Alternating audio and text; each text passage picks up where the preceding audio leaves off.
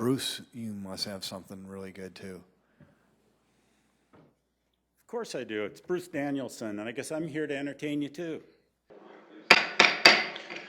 All right, welcome everybody.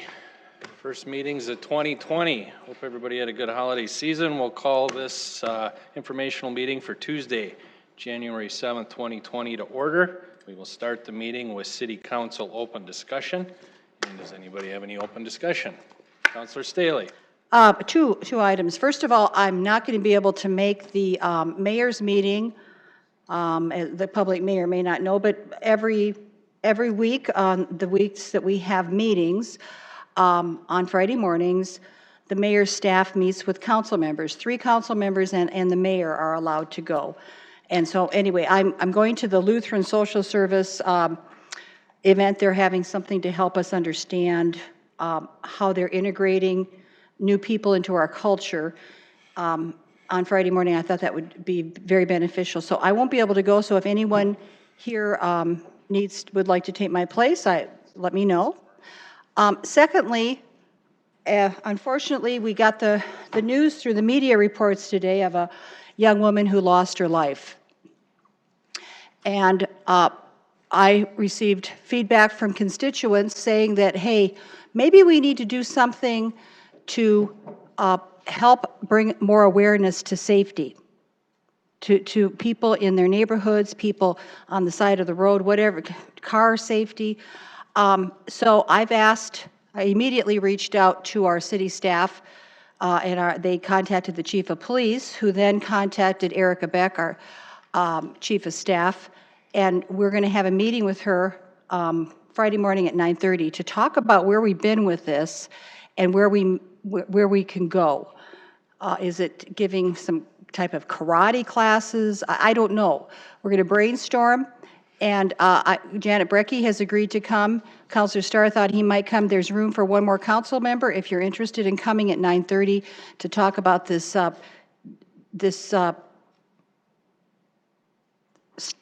start of a conversation. Let me know. And that's all I have to say. Thank you. Thank you. Anybody else for open discussion? Councilor Neitzer. I don't know when the best time to bring this up is, so related to the council work session, for the budget work session, as far as the timing of it, so maybe I'll just do that now. Sure. We were proposing to have a council work session at 1 p.m. on the 26th. We have at least one conflict, so perhaps we could talk about what time might work for everybody, maybe 2, 3 p.m. or... I believe the one I saw that had a conflict, 2 o'clock might work. Was there anybody else who had a conflict that day at 1? Wanted to bring that up? Just as far as time, is there anybody that is 2 o'clock good, or do we need to push it back a little farther? Right. The 26th of...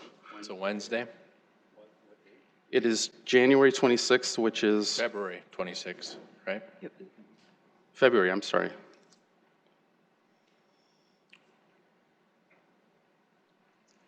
Actually, I teach at USF that afternoon. 2:30 would even be better for me if there's some wiggle room. Sure, I think it's just a consensus, so, and anybody else have any conflicts? 2:30 work for everybody? All right. Going once, going twice. Gonna be okay? Okay, 2:30 it is, thank you. Thank you. Thanks for the reminder on that. All right, we'll move into presentations. The first one will be with Director Cotter, Water Reclamation Facility Improvements and the Expansion Update.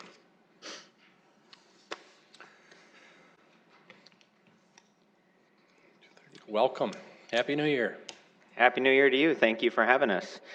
Today with me as part of the core team, Deborah Gaikowski, Shannon Verhey, Josh Vandenbosch, and Trent Lubers, if they want to raise their hand quick. All right, well, thank you for having us. This is the first quarterly update that we want to start providing you to keep you abreast of this large project. It's the largest project the city's ever undertaken, and one of the key basic services that a city offers. Let's get started. All right, well, back in 2016, we wrote a master plan.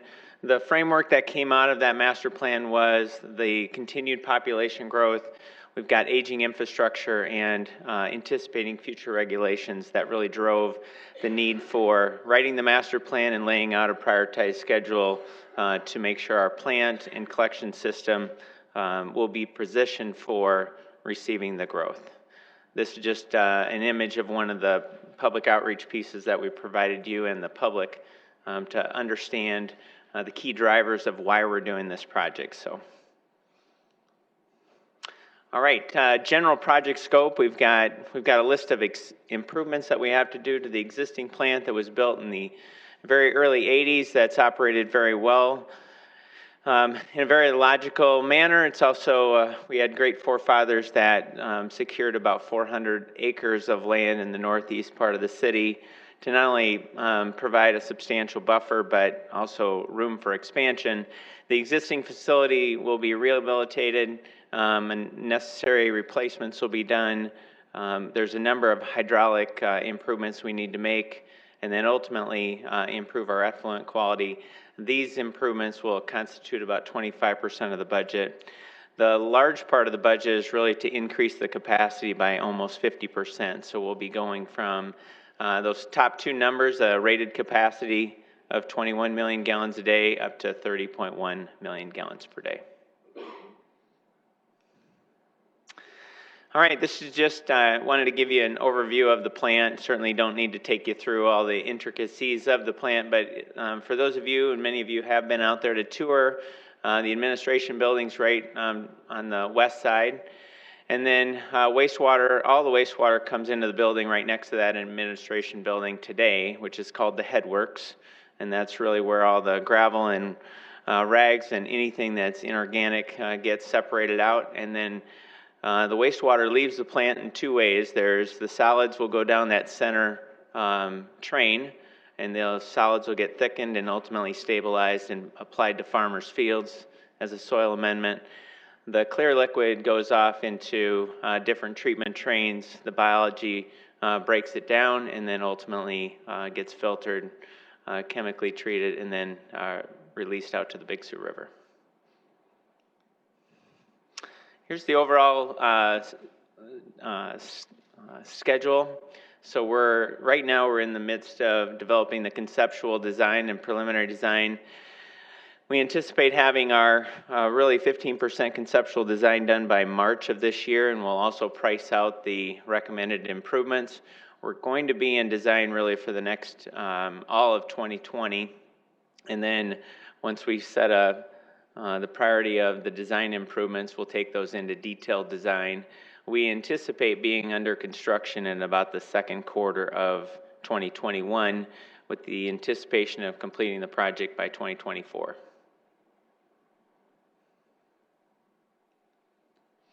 Just want to give you some of the setup that we do with the design firm to make sure they start with really good, accurate drawings of the existing facilities. And so these are internal scans. So that picture on the upper left, they'll bring in sophisticated machines that will take millions of points and create a point cloud. And then what that ultimately transfers to is an AutoCAD drawing that you'll see in the lower right. So the designers don't have to go in there and take multiple measurements and try to really start from, not high quality drawings. These will be some of the highest quality drawings that we can start with as-built. So when we ultimately go to the construction, we'll have just really good base drawings to begin with. And then one of the key things with rehabilitating and upgrading a wastewater plant is very similar to open heart surgery. We've got to do this while the plant actually continues to run, while we do the rehabilitation and expansion. So those quality drawings are going to be very important. Same thing with the outside. So this is a local survey firm that's taken all the topographic information and created a surface. So when we start looking at yard piping, upgrading the electrical system and underground controls, we want to have a good survey base map for the designers to start with, and that work is done and complete. And the other item that's been nearly done is the field work for soil testing. We've gotten good information back on the quality of the soils that are in this area for the new additions to the plant, and so that report should be done in about a month, that the designers can start to conceptualize what those foundation systems will look like, and they can start to price them out as well. Another local firm, Geotech Engineering, did that work. All right, just a couple slides left just to give you some updates on some milestones that have been completed. Carollo Engineers is our designer. Their design contract was approved back in August of 2019. McCarthy is the construction manager at risk. They were selected in October of 2019. Just recently in December, you supported the first loan of $41.6 million from the state revolving fund loan. And then we're currently in the public comment period for our new permit that was published out in December of 2019. This is a picture of, there's 4 large workshops that happen that bring the entire team together and talk about specific aspects of the design. There's a very organized org chart that sets up from an advisory standpoint, from a core team standpoint, a design team, a construction team. But this is one of the pictures from one of the 4 key workshops that was just recently held that I wanted to show you. Some anticipated milestones that are coming, and so the Carollo design contract amendment will be coming forward. We anticipate in February, no later than probably March. The preliminary design contract was approved last year at $4.3 million, and of which only $2 million was authorized based on funding levels. And so the amendment will just execute the remaining amount of that contract. The McCarthy CMAR resolution, so we'll take the same approach we've done with other CMAR contracts. We're anticipating to get that before you in the first quarter. Prior to bringing that to a council meeting, we'll come and do an informational meeting to take you through kind of the key steps of that contract. 15% design cost model, as I mentioned, we're on pace to have that conceptual design and have both Carollo and McCarthy are pricing that out. And that should be here by March of 2020. And then we're hoping to have that South Dakota DENR permit approved by April of 20. Anticipated funding plan, the first one you just supported, and basically every fall, about every December, we'll bring you loans 2, 3, and 4 in those sequential years to get us up to the target project amount of $159 million. That's our presentation for you. If you have any questions, we'd love to answer them for you. Thank you. Yep. Any questions, councilors? Councilor Neitzer? Just at a high level, what is the DENR looking at in terms of approving this permit? So they've been working and they're also a part of this design team, and so we've had a continuing permit for a number of years, and so really it's just an update and to get us a good 5-year permit is what they're looking at. And then as far as regulations of, how many parts per million and of different chemicals in very simple terms that you can be releasing, does the EPA have any, does that come directly from them, or is it all flow through the DENR? Is that DENR the only people that, I guess, give you your requirements? Well, it starts with the EPA, and then they give proxy to the DENR, and there's certainly federal standards that need to be achieved. And this plan has always had a very good track record with meeting our permit, and then the design that we've chosen is going to substantially improve that effluent quality even prior to some of what we anticipate will be future regulations that'll come much stricter in probably the 2030-35 timeframe. And that was leading to my last question was, do you have visibility? Is there guidance in a longer range that you're going to have to get it down to, in 10 years we're planning to do this, so that as you're constructing, when it's done in 5 years, that you're not in a position where you've built it to this spec and now it changes on you in 2 months to be even lower? I mean, do you have that planning ability? We are, and we're setting the plan up to achieve those future regulations, and so that those are all part of the discussions, and our designer Carollo is they're also reviewing the permits. So not only are we set for really the next our planning period, but when we anticipate those stricter regulations will come, we'll be able to, the existing plant will be able to be modified to meet them. Great, thank you. Any other questions? Thank you very much. Can I just, the one question, so December of this year is when loan 2, the second phase of this will come in front of us? Is that what you said? December of 20. Yeah, Yep, so 12 months from now. okay. Yep, thank you. Thank you. All right, next on the agenda, partner organization agreements, Sioux Falls Development Foundation, the Discovery District, Southeast Technical Institute. Director Eckhoff, I believe, will get us started. Welcome. Welcome. Happy New Year, Council. As you approved our budget for 2020, the partner organizations, the economic development partners in town are funded through our budget. And those agreements, those annual agreements will come before you. They're getting just wrapped up now with the attorney's office. We believe probably January 21st, you'll see them come across for approval at a council meeting. So we've asked those partners to come today to give a brief overview, talk about what they've done, their accomplishments in the past year, plans for the coming year, and give you an opportunity to ask questions of them. They're gonna come up in order. I'll introduce all of them now, and they'll just have them come up. And then when they're done, Dustin and myself and the partners, of course, will all be available for questions. So representing the Sioux Falls Development Foundation in Fort Sioux Falls is their president, Bob Munt. Representing the USD Discovery District is Ryan Oinas, who is the interim director. Downtown Sioux Falls, Joe Batchelor is here, and Southeast Tech, did Bob make it? Yeah, yes. Bob Griggs, the president, is here.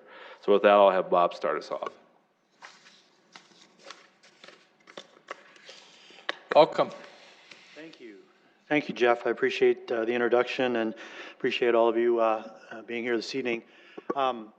First of all, Happy New Year. I hope 2020 is as good as 2019 was. So I certainly had fun. So again, thanks for having us here. I wanted to get started today with just kind of an overview of some of the stuff that we've done this last year, kind of give you some updates on the direction that we've come and the direction that we're going. So if we can kind of work through these slides, I'll just, hopefully you can follow those with me. So as I mentioned, my name is Bob Munt. I'm with the Sioux Falls Development Foundation.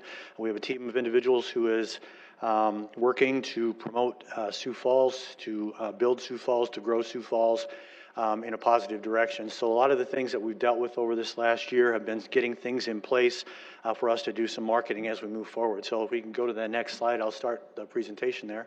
Or do I have the clicker? There we go. Okay. There we go. Okay. And forgive me, I forgot my glasses, so if I say something wrong, I can't see that screen up there. So, but I do have a copy here to follow along. So, the first slide kind of shows you some of the prospect activities that we're engaged with at the present time, and we track our progress by the number of prospects that we've got kind of in the pipeline, those types of prospects that we're working with. And making these prospects come to fruition can take anywhere from 3 months to 3 years, and so a lot of these are continually coming back, then they cool off for a while, and then they come back. But these are some of the ones that are the more constant ones that are coming forward. So we've got 13 active prospects right now. When we say active, that means that we're still talking to them on a very regular basis. We're still negotiating with them, talking with them about a number of things. So the hostings are the hostings that we have coming up here in the next month or so. So we've got a couple of those coming up. And then the green portion of that are the forecasted closings. We believe in our heart of hearts that these are going to close and that they're going to purchase property from us and basically start to develop that property. So we've got the acres broken out, the CapEx, which is the amount of money that they're going to be spending on the project, as well as the number of employees that are involved in each one of those. So it kind of gives you a glimpse of what it is that we do and how we track our progress. The next slide there breaks it down a little farther. These are some of the prospects.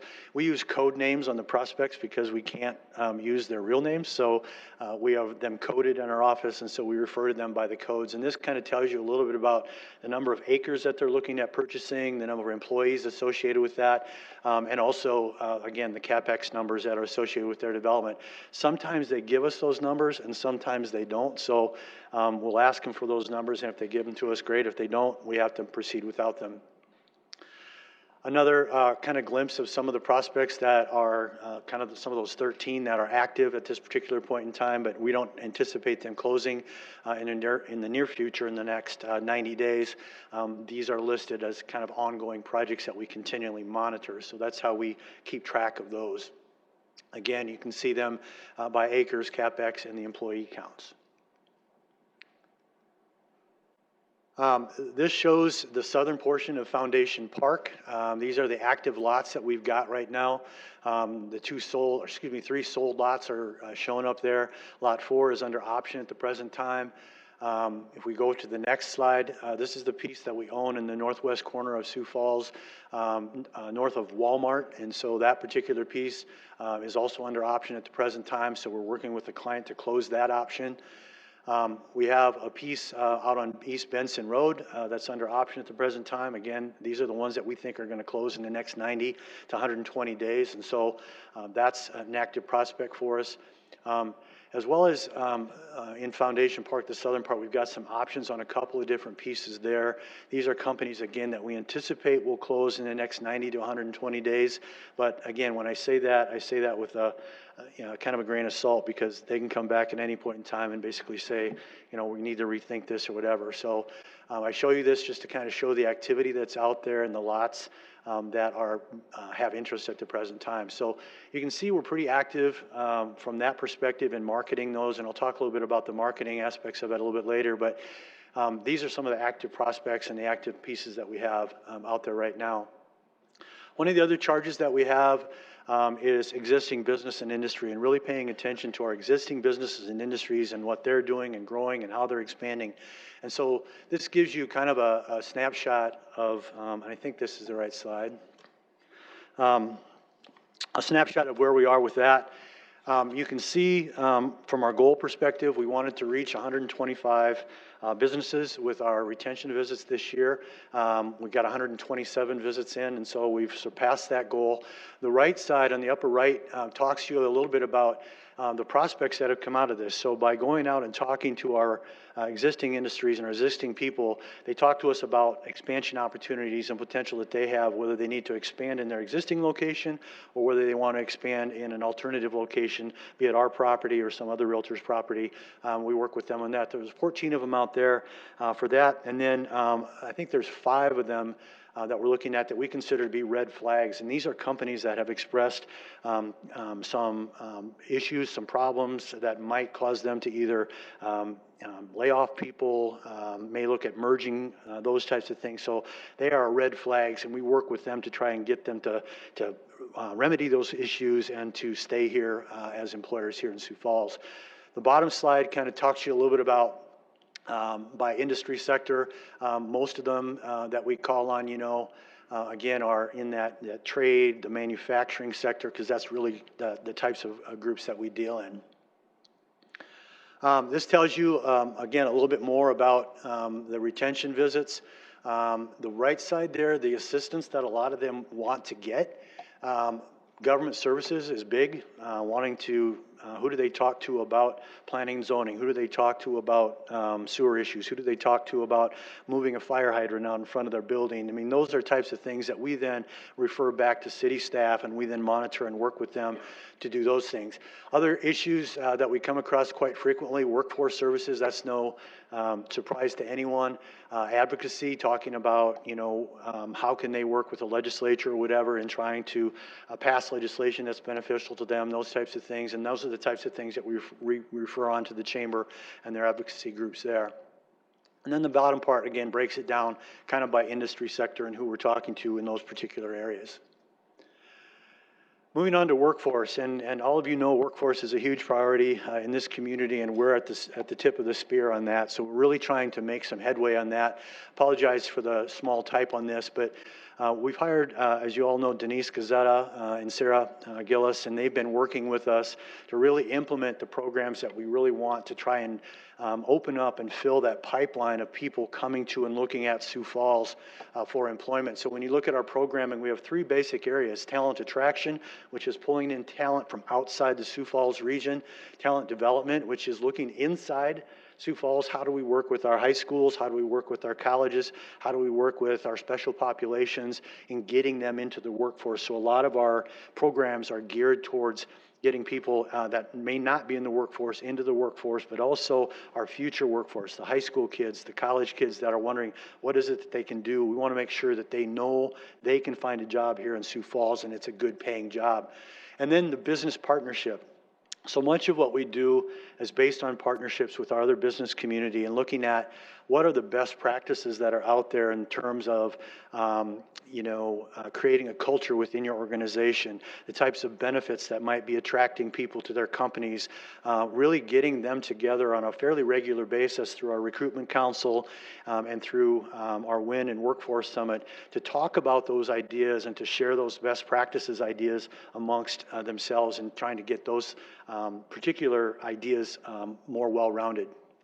So as you look at the numbers there, we're looking at almost 3,000 people that we've brought into that pipeline through a number of different activities that we've done, whether it's talent upload, whether it's talent tours, whether it's talent draft, any of the things that we do, the programs that you've recognized.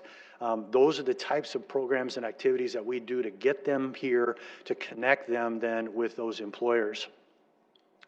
These are a little bit better numbers, probably a little easier to follow, but you can see, again, by this, we're really starting to make an impact on the number of people that we bring to Sioux Falls, that we connect with our companies, and I think our companies are starting to see that that pipeline's becoming a little bit easier to tap into, and hopefully over the course of the next 2 to 3 years, they'll be hiring some of those people into their particular workforce. So trying to engage them as much as we possibly can. These are a couple things going forward. We're going to continue in those three kind of silos, if you will, looking at what we want to do in the future. We're going to be doing some new pilots with some of our colleges and universities a little bit farther outside that 60-mile ring. So we're kind of looking at Northwest Iowa, Southwest Minnesota. How can we tap into them? How can we bring those students here and connect them to our businesses and industries? What do we have to do in the form of talent development and looking at that 1/3 of the high school kids that doesn't know what they want to do when they graduate? How do we engage them through internships, apprenticeship programs, those types of things with our industries to get them engaged in the workforce here so that once they do graduate, they have the ability to go right to work for those folks and maybe continue their education as workers in the community. This is just a couple of different slides on talent attraction for 2021. Again, I talked a little bit about expanding that circle of that radius of bringing people into the community. This talks a little bit about kind of our philosophy behind this. Equip, educate, and encourage the future workforce, again, through all those contacts that we have through our high schools, through our universities, through our tech schools, and making sure that, again, we create that contact. WIN in Workforce is our next event coming up this fall. That's the big event that we try to do each fall that engages all the employers here and talking about best practices and those types of things. I want this to be your official invitation to put that on your calendar and attend that. I think it's an event that certainly opens a lot of people's eyes to some of the things that are happening and allows people to share those types of things. Looking forward into 2020, some of the things that we're going to be really pushing on now that we've got our programs kind of lined up and we've got some of the events and activities going on and we've got a little bit of traction, we're really going to start focusing on marketing. How do we take the stuff that we've created now and market that out to the people that we need to reach in a wider radius? So we're doing a lot of things with social media. We're doing a lot of things with electronic marketing and those types of things. We've engaged ClickRain here in town to help us with that. They're experts in this particular field of identifying them, doing things like geofencing and those terms that I really need to have an education on of how it's done, but it seems like it's going to work. There's a program out there that helps us to connect college students with employers directly. So working with that, looking at different ways that, again, we can engage those people outside of our community to move into the community. The second thing that we're going to be doing is looking at how can we engage our workforce as early as junior high, getting them engaged in what's available here, what types of opportunities are available. We'll be working with the school system on that, not just in Sioux Falls, but we want to expand that out to some of our neighboring communities as well. Connect them with our workforce, connect them with apprenticeship programs and those types of things to continually focus on the workforce portion of this. So with that, I guess I would open it up for any questions that you guys might have, and I'd be happy to answer those that I can. All right, thank you. Any questions, councilors? Councilor Sale. Thank you. Bob, I think it remind me of the timetable. Last year you've reached out to a couple of commercial real estate people to help you sell some of these properties. Could you Yeah. expand on how that relationship is going for you? Yeah, absolutely. I'd be happy to. Yeah, we developed a partnership with NAI and Bender, and NAI and Bender, between the two of them, create probably 90% of the industrial development around here. And so we thought it would be a good idea, rather than kind of working against them, to work with them and bring them into the fold. And so we've created a partnership with them where we can tap into their resources through SIOR and some of the regional realtor affiliates that they have. They can bring things to the table that we don't necessarily have contacts with. And so it's really helped us to kind of spread our wings a little bit more out into that real estate community, not just on a regional scale, but really on a national scale, because all of them have affiliates nationally that if there's someone in California that's looking for a site in the Midwest, they can refer them to us or through those partnerships and help us to land them here. Counselor Erickson. Talk to me a little bit about what the main obstacle is when you're trying to recruit these folks to come into South Dakota. We all live here, we love it. Weather's challenging, of course. However, to sell South Dakota and sell specifically Sioux Falls, what's the main obstacle or resistance why people maybe choose a different place over South Dakota? Yeah, so there's a couple different reasons. One is very obvious. One is workforce. First question out of everybody's mouth is, where do I get my workers? It basically comes down to, what are you paying? What's your salary levels and what types of jobs are they and those types of things. And so once we kind of answer that question and talk to them about the types of talent and skills that we have coming out of our universities, and the fact that our population has increased tremendously in the last 5 years, but ironically our unemployment rate has stayed the same. Right. So those people are working somewhere. So the people that are moving here are working. And so once we get through that, then one of the issues that we talk a lot about is, is it logistically the right place for them? Can they ship things from here year round? So they look at things like the weather, and they look at things like rail access and those types of things. I think we're in a pretty good position there. Most people, again, that are looking at the Midwest, they know the weather patterns, they know what's going to happen. It's just a question of, for example, we had a question from a client the other day, well, can you build through the winter months? And the answer to that question is absolutely. You put up a lot of plastic and you heat a lot of things, and it's a little bit more expensive to heat the place, but you can do it. And right. So I think we set them at ease on that. And again, we try to find, good answers to every challenge that we have. So my follow-up to that is also with the low unemployment and the challenge with workforce. And this council for the last 2 years have put funds towards the STI workforce challenge that exists in our community and really partnering with them. So is there a partnership between the Development Foundation and STI? I know it exists with high schools and so many different places. So is that something that you guys are closely working on together too, and identifying those and saying, hey, look, we've got a company coming, we need X amount of fill in the blank, factory workers, bankers, whatever those things are, and they can help develop a program and assist in getting those people? Or how does that work? I focused on the high school, so I'm sorry about that. I didn't mean to overlook the colleges and universities and tech schools, but I'm hoping that my friend Bob would tell us that we are partnering with them. I believe that we are. We stay in pretty close contact with them to help them or help each other basically connect to those students through a number of different activities. I think that, we also look at SDSU and USD and DSU and those others as very strong partners with what we're doing, because we've got those kids here already. They're very smart. They're very talented.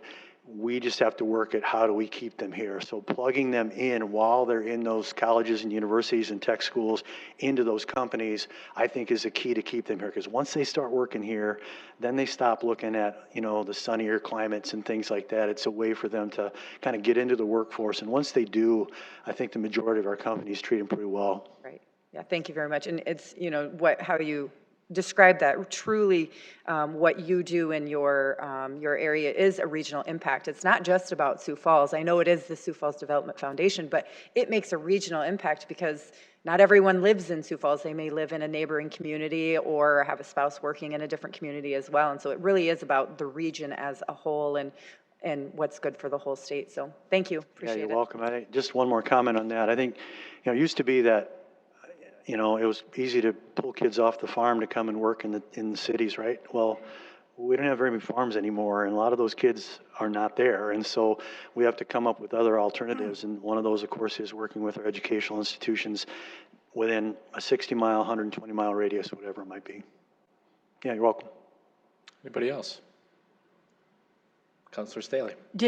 Were they going to have all the presentations and then have more questions too? We'll or ask after each. After each one, okay. So, Bob, I'm going to package this as you're up here giving us your annual report, so to speak, correct?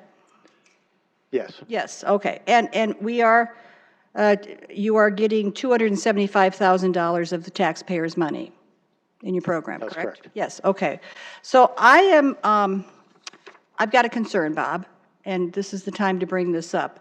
Bob and I had a discussion today, and he assured me that Forward Sioux Falls does not endorse or participate in any political candidates or campaigns. I think that's fabulous. That's the way it should be. You also mentioned early on that you are using social media as a way of reaching out to people, and I know that Jody Schwan is a part of that, correct? That's correct. Her Facebook, Sioux Falls Biz. She's one of the people we contract with to get the word out, yep. Exactly. And I think she does a very, very good job. So what I'm going to talk about here is I'm talking about the appearance of impropriety, and Bob and I have had this discussion today. I also had the discussion with Jody Schwan. I happened to run across, and let me say for the record, I am not a candidate for the city council at this time. Alex Jensen is, and Matt Paulson, who's sitting in the audience here, is the face, the force, and the campaign manager, so to speak, treasurer of Alex Jensen's campaign. And I'll tell you that you'll see how this connects in a minute. Matt Paulson has given $1,000 to Greg Neitzert. I'm not sure how much he gave to Marshall Selberg, but I know he's given to him. He and his wife both gave $1,000 each to Alex Jensen's campaign. He has been very generous that way. He's made it very vocal through different forums, through his newsletter, Market Beat, that he is supporting Alex Jensen. And this is a direct action to remove me from sitting at this place. And there's also, there's discussion that big business would like to have someone else sitting in my seat. Big business is Forward Sioux Falls, in my opinion. Now, Bob assured me that this is not happening. There's no energy here. However, Tom, if you'd bring that up now, please. And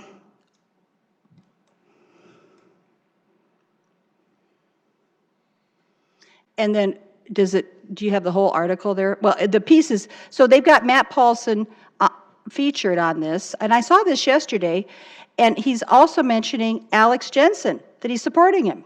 And I wouldn't mind if that was out there, but the fact that it's sponsored by the Sioux Falls Development Foundation is problematic, in my opinion, especially when we have been told that you are not going to participate in any kind of political activity.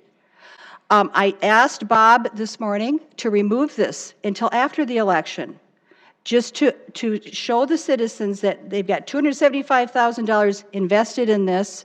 We are not trying to give Alex Jensen any kind of a special foothold on this, that we're not giving Matt Paulson an extra forum to promote this. And I'm asking again that, and I know your board of directors has said, no, we want to keep that up there. That gives the appearance that Forward Sioux Falls is participating in political activity.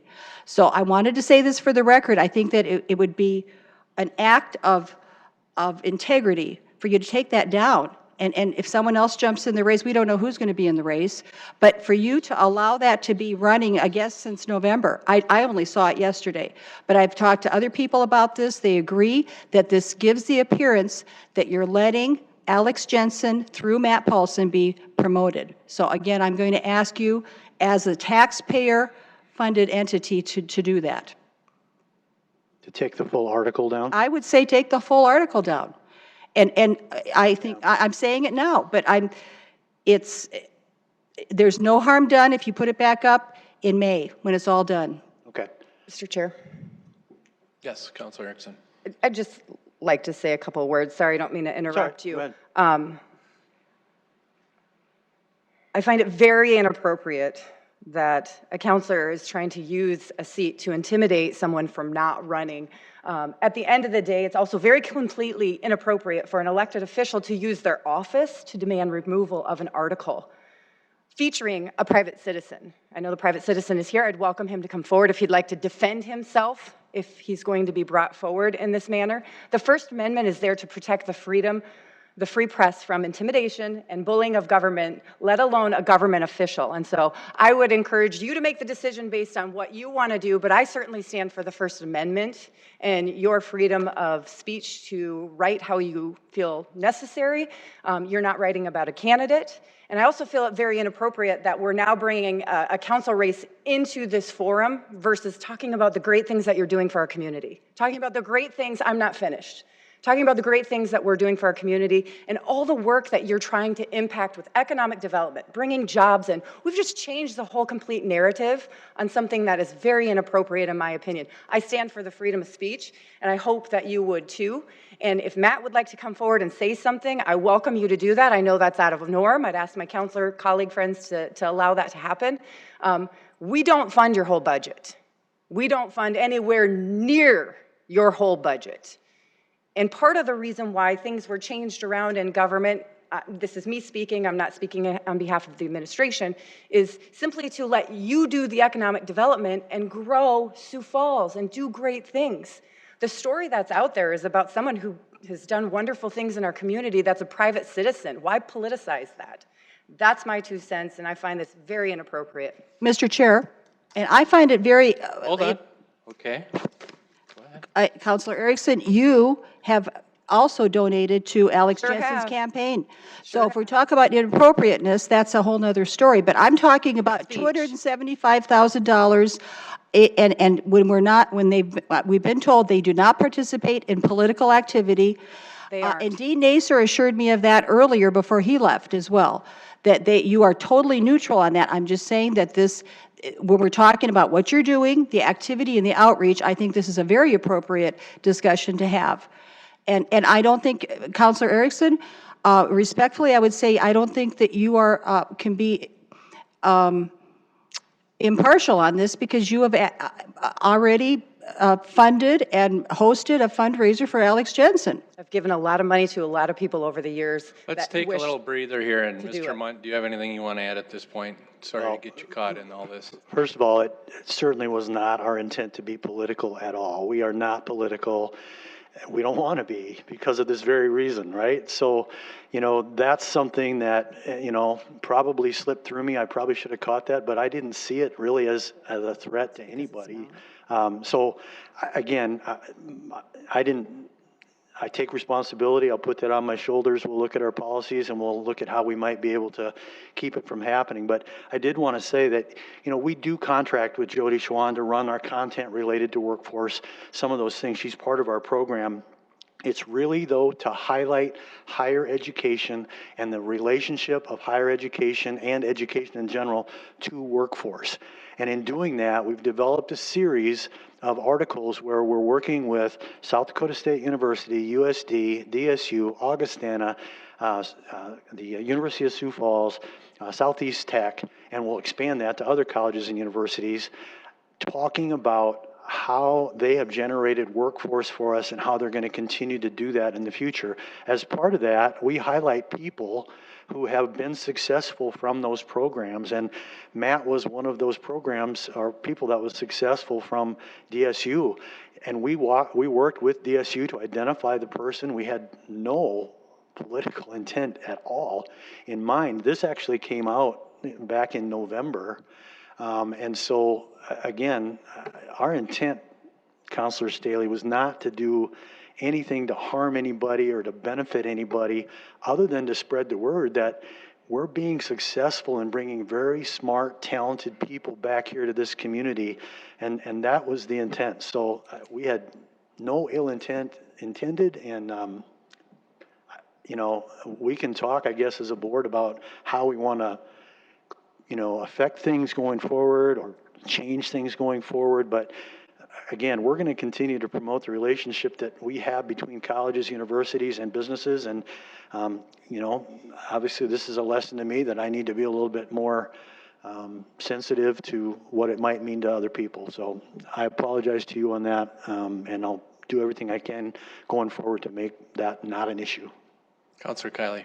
Thank you. I would just encourage us to move on with our agenda, but I will say, just because the city of Sioux Falls is giving money to these organizations that are going to benefit the entire community in the region doesn't necessarily mean that we have a right to govern your organization. Thank you for responding. Yeah, thank you. To the concern, and I would just suggest we move on with our agenda. Counselor Brackey. I guess I have a little bit different spin on it. What I would just say, as I observe this, is, you know, we have a code of ethics that we're bound by in this city. The city officials do, the city employees do, and our boards and committee members are bound by that code of ethics. And that code of ethics does not allow us to use our official position for the private benefit of any private individual or any private business. So that's what we're all bound to.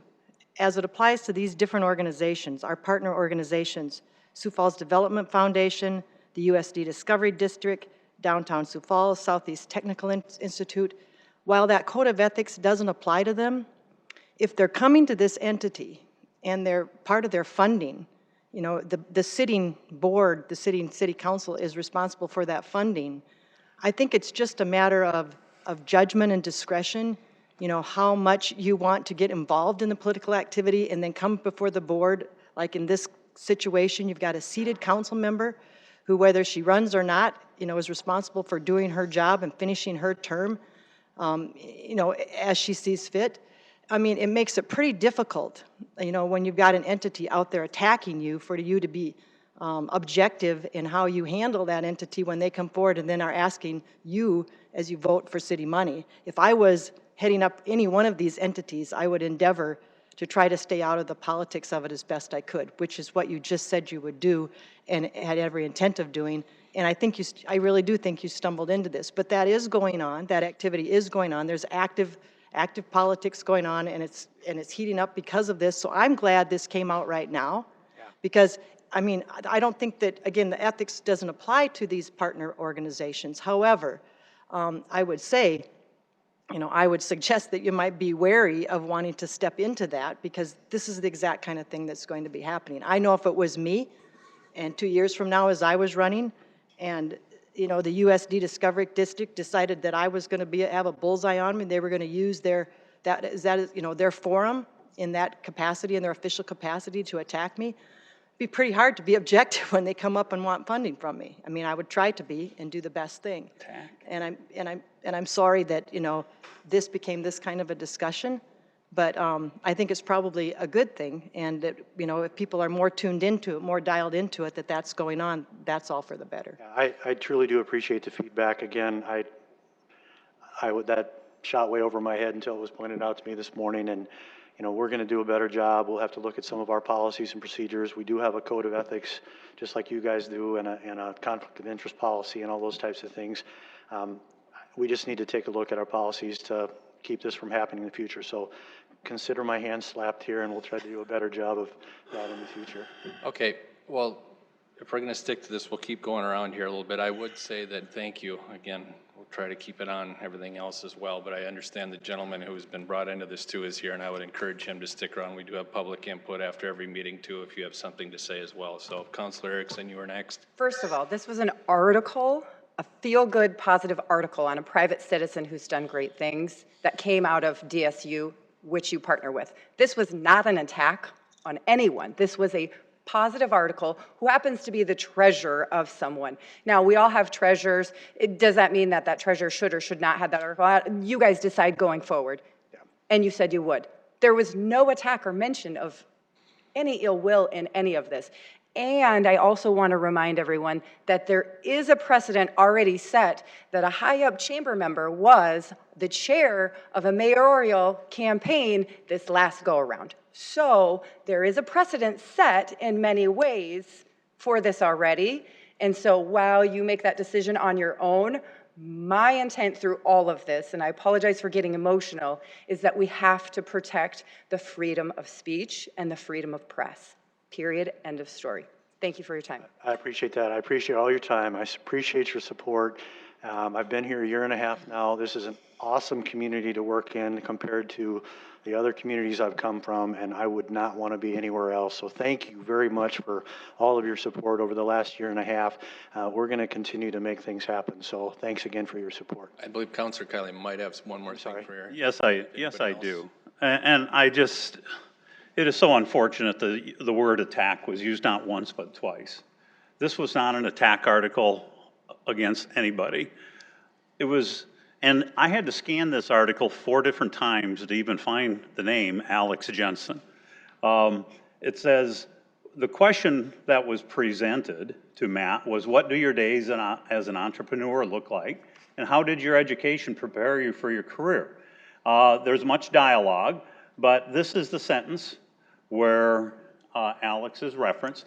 Organizations and businesses that I am currently involved with include 1 Million Cups, Alex Jensen for Sioux Falls, Downtown Rotary, Faith Baptist Fellowship, Falls Angel Fund, Go-Go Photo Contest, Market Beat, the Sioux Falls Ministry Center, Sioux Falls Seminary, and the Zeal Center for Entrepreneurship.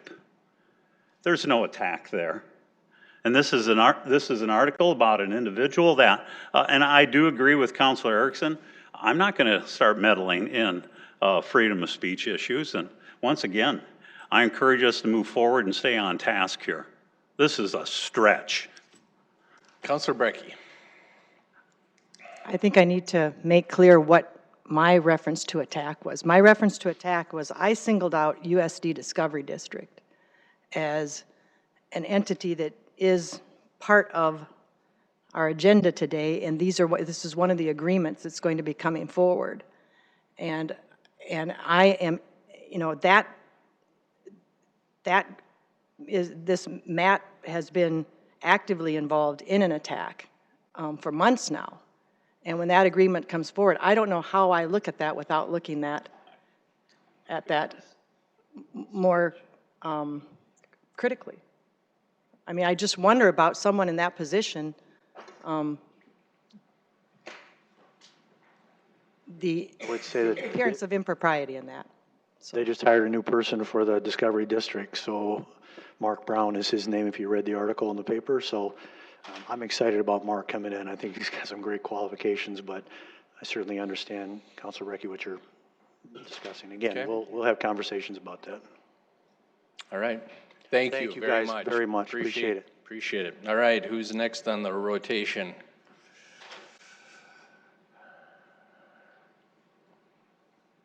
Come on up. The USD Discovery District. There we go. Well, welcome.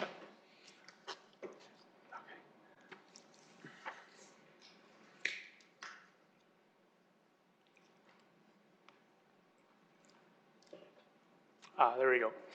First of all, on behalf of the USD Discovery District, I would like to thank the council, Mayor Tenake and Mr. Eckhoff for this opportunity to be in front of you. For your benefit and mine, I'm going to be very brief. As you see, I only have one slide, and I am probably right now, until the 22nd of January, the worst and the best employee of the Discovery District. As you can see, we have, I just outlined the 2020 budget. The only movement we have thus far, the University of South Dakota and the Board of Regents have committed to additional operational funding, which we're very excited about. The Board of Regents has committed to an additional 3 years for an extra $50,000. So that brings our overall budget to $650,000.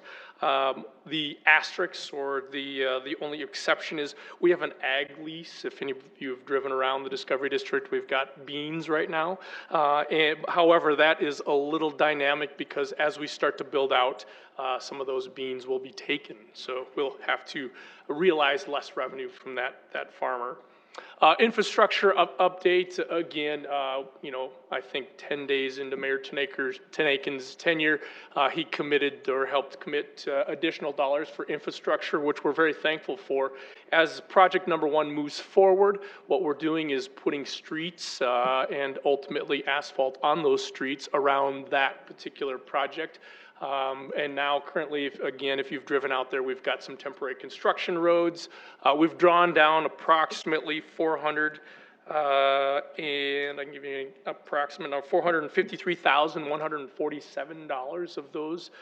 And I'm sure you guys are familiar, the back end of that agreement, there's $500,000 that are slated directly for the parking lot, which will be shared space between the Discovery District, Community College for Sioux Falls, and the first tenants.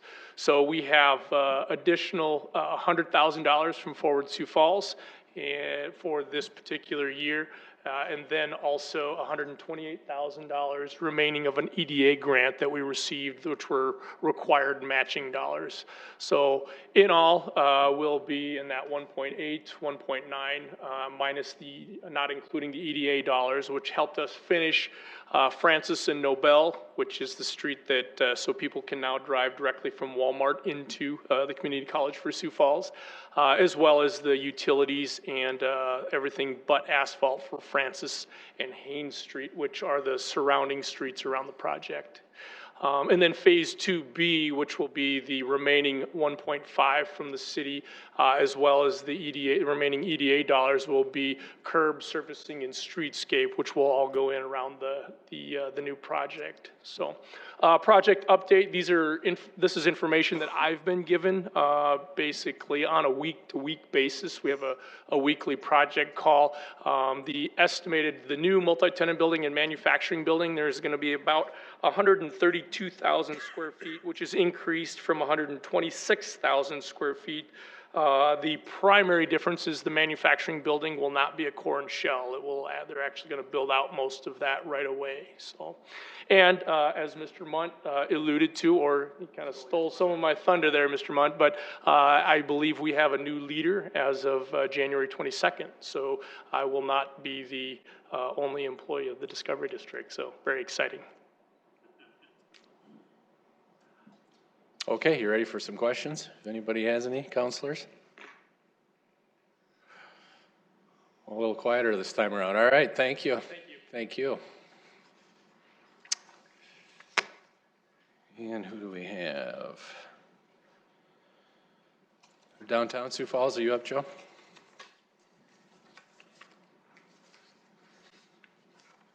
Welcome. Hello. Good evening, afternoon, whatever it is.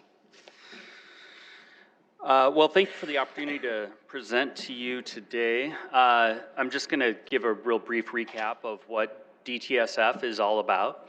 And I kept this presentation rather simple. I wanted to allow enough room for questions at the end. So hopefully I've got all the pertinent information in here for you. So our purpose is to connect, grow, and celebrate downtown Sioux Falls. And we do that by providing diverse experiences, facilitating robust economic growth, and ensuring that there's a healthy environment for people to experience downtown.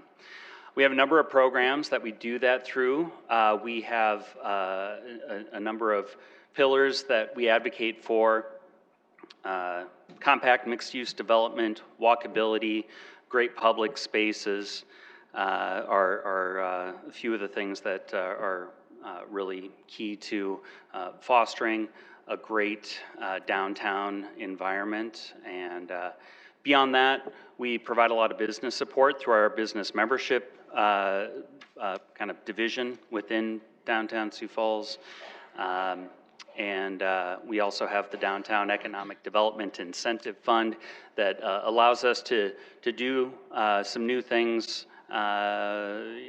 relative to what has been done before in the market, such as the Retail Incubator Program. And that would fall in line with also some of our economic development efforts, We say economic development, it's not anywhere close to the ballpark of what the Sioux Falls Development Foundation is providing, but we do provide professional development seminars for our business members. We have a gift card program that is putting new customers in businesses, things like that. Events is a big part of what we do as well. We are really trying to put a bullseye on downtown, drawing as many people to downtown as we can through block parties, parade of lights, Riverfest, and various promotions that we put on as well, like Art and Wine Walk. We do a fair amount of marketing as well. We have a pretty robust communications program, and through that we've more than doubled our email subscribers this year. Again, just kind of being the bullhorn for downtown, communicating what is really going on, and trying to spotlight all the great things going on down here. We also provide a lot of networking opportunities for people downtown. That's how we connect the downtown community. And then placemaking is another program that we're very passionate about, whether that is special projects like painting bump outs to enhance walkability in certain parts of downtown, or through our beautification efforts. And I'll talk a little bit about those. So first, these are really the outcomes that we're trying to drive with our efforts, increasing awareness of downtown. We do that through our marketing and communications. With shoulder season activity, we've added a number of events, and we don't look to add any more at this time, but we did a winter event grant program, for example.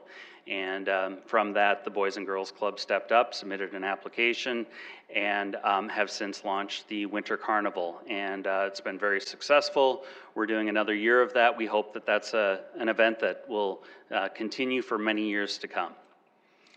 Charm and appeal is another thing that we're really trying to impact, and we've gotten some great responses from people saying how appreciative they are of our efforts with watering flowers and cleaning the sidewalks. And then really providing economic opportunity.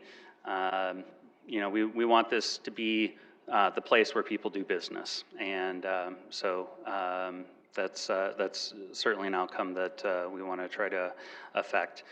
Accessibility, again, with walkability, that comes into play there. You got to be able to get people to downtown, get them, provide them ample opportunity to get around as well. Walkability helps with that, and providing education awareness around parking as well, where the parking facilities are, how to use them, things like that. So social capital is the last one. We're really trying to, by social capital, I mean the network of people that we have downtown. We want that to be as well connected and robust as possible. Looking at 2019, some of the things that we were able to accomplish just through our day-to-day activities during the peak season.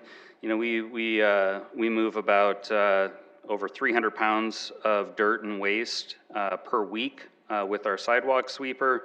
That sweeper is logging north of 400 miles a year. We hit every property at least once every other week.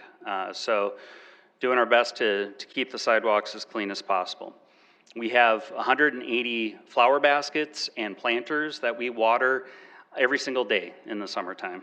And I mentioned we've more than doubled our email subscribers. Some of the special projects that we were able to achieve. You know, the mayor had, as part of his 100-day plan, to reestablish the Downtown Development Committee. So we have done that, and that has been something that has helped really allow a variety of stakeholders to come together and try to create more of a shared vision for the future of downtown. We've also done more coordinated efforts with the Downtown Residents Association. I mentioned walkability and the projects that we did with that, with the painted bump outs. We had a project over by the post office, another one on East 8th Street, and received very positive feedback on both of those projects, and with the 8th Street Bridge that's going to be reconstructed, those neck downs, the bump outs on East 8th Street will become more of a permanent reality. It's going to be a scaled down version from what we did, but still it's going to create a safer pedestrian crossing on East 8th Street, which is heavily traveled by people. So we're excited that we were able to affect the outcome there. With arts and culture, had some really big wins in 2019. This is going to, I think, go down as an inflection point for downtown with the Arc of Dreams and with the Levitt Shell, and of course with the State Theater. We'll see the results of that this year, but 3 huge wins with arts and culture, and we're proud of the part that we played in all of those, particularly with the State Theater.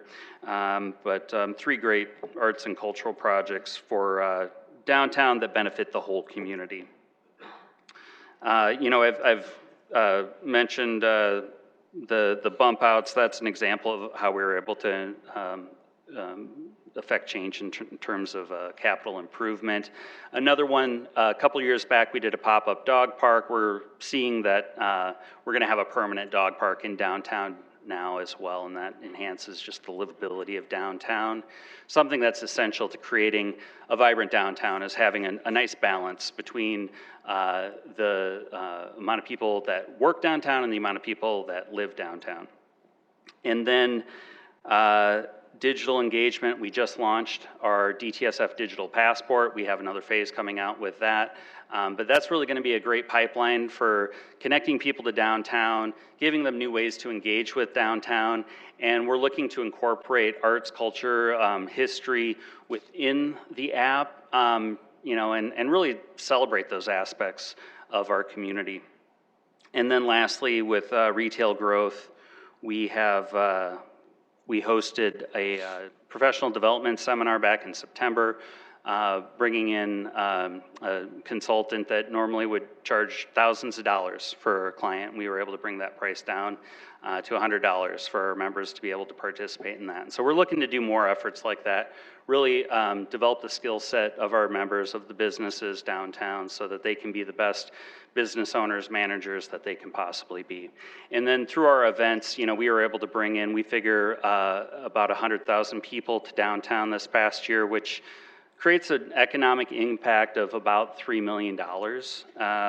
We're still working through our annual report right now. We're a little early in our cycle with reporting, and so we don't have those exact figures yet, but I would be happy to share all of that information with you once that becomes finalized.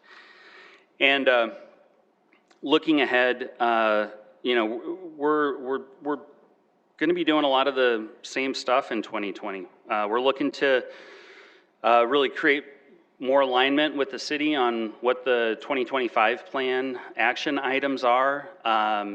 Some of that has changed just because it's been 5 years since that's written, and so we're looking for kind of more of a convergence on the priorities there. We'll continue to advocate for walkability, continue to spread awareness about the parking facilities in downtown. You know, when we're, or not to say we, usually it's Sadie, my communications intern, who's on the morning shows. A lot of times she's saying, you know, parking's free on nights and weekends. That's important to keep beating that drum.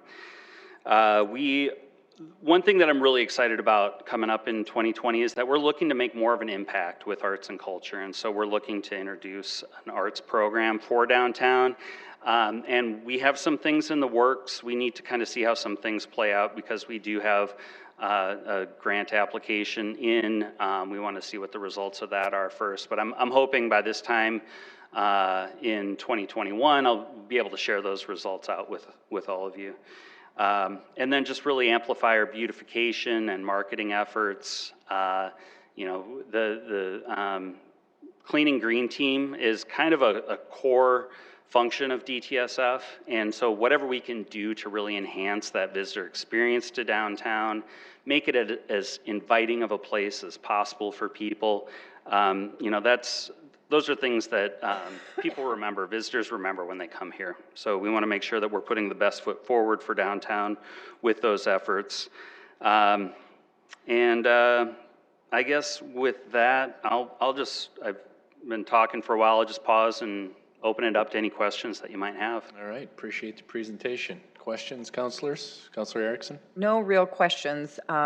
Love, love, love the downtown. I mean, it's my favorite place to come. You can just walk and stroll and go to the many different places that there are with sitting outside and so on. If at ever any time where you're traveling and you see things that we can incorporate and need our help, certainly let us know. We want to make the downtown as inviting and as year-round as possible with the tough weather that already currently exists.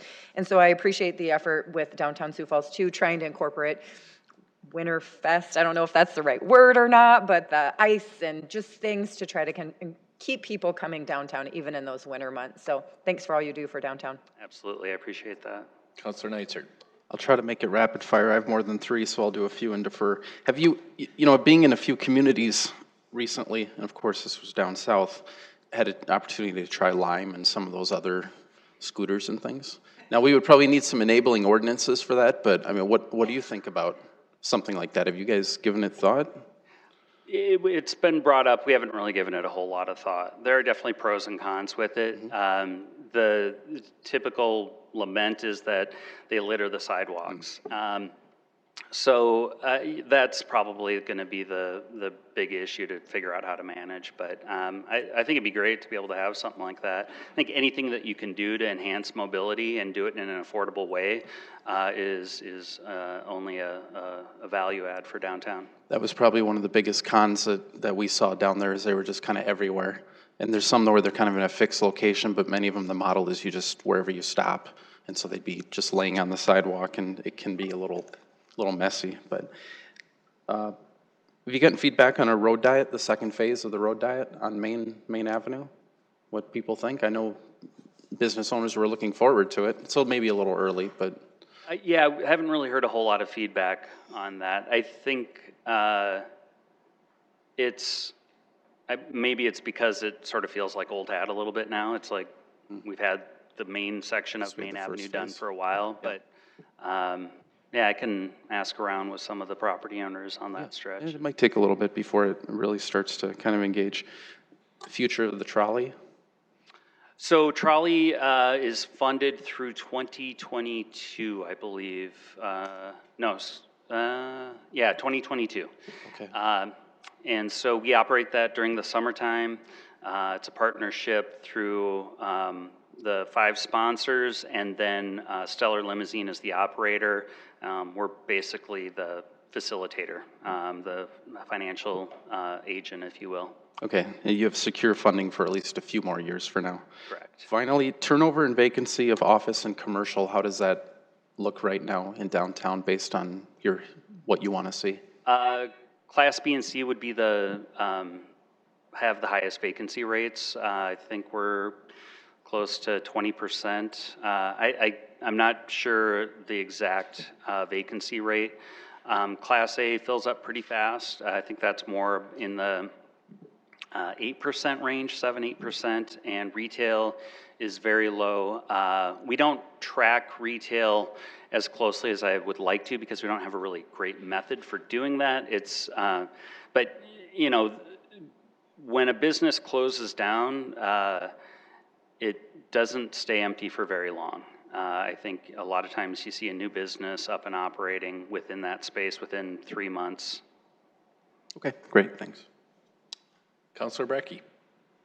And just planting a seed, when Councilor Member Erickson and I worked on the fire pit ordinance, we were thinking more than just, Josiah's. We had in our mind, there's at least 7 of the bump outs that might be able to have one. And I could see that as part of a winter activity, some sort of, winter activity where if we could get more fire pits downtown, that there's just something that could be a part of. So that was something we were thinking bigger picture on, and I just wanted to plant that seed with you. I don't know if anybody had really talked to you about that. And there was some desire, I think, on the part of the owner of Josiah's of, some interest in seeing more of those. And so, yeah, excited about what's going on with downtown. Would add that I just recently got an updated tour. Alicia Waylon gave me a tour of what's going on in the State Theater right now, and I would just share with everyone, it's terribly exciting. I mean, it looks like a giant jungle gym. You can't even walk inside because the scaffolding fills the entire side because they're working on the Sistine Chapel ceilings up there with little bitty brushes and stencils, and so fascinating and really exciting. So it's happening. Yeah. It's happening within budget without any complications. So just a little update by way of that. So Thanks. Counselor Staley. Joe, first of all, I want to say thank you for your generosity and your willingness to participate in the Whittier business neighborhood discussions. You came to those meetings, you mentored those people. I'm hoping that as it progresses for them, they can materialize and come together with a unit like you have with the downtown Sioux Falls. I know that there's development happening there. They want to beautify it, keep it safe. So you were very generous in that. And also, I was just really excited about the meeting that you and I and Joe Kirby and some city staff. Janet, were you there?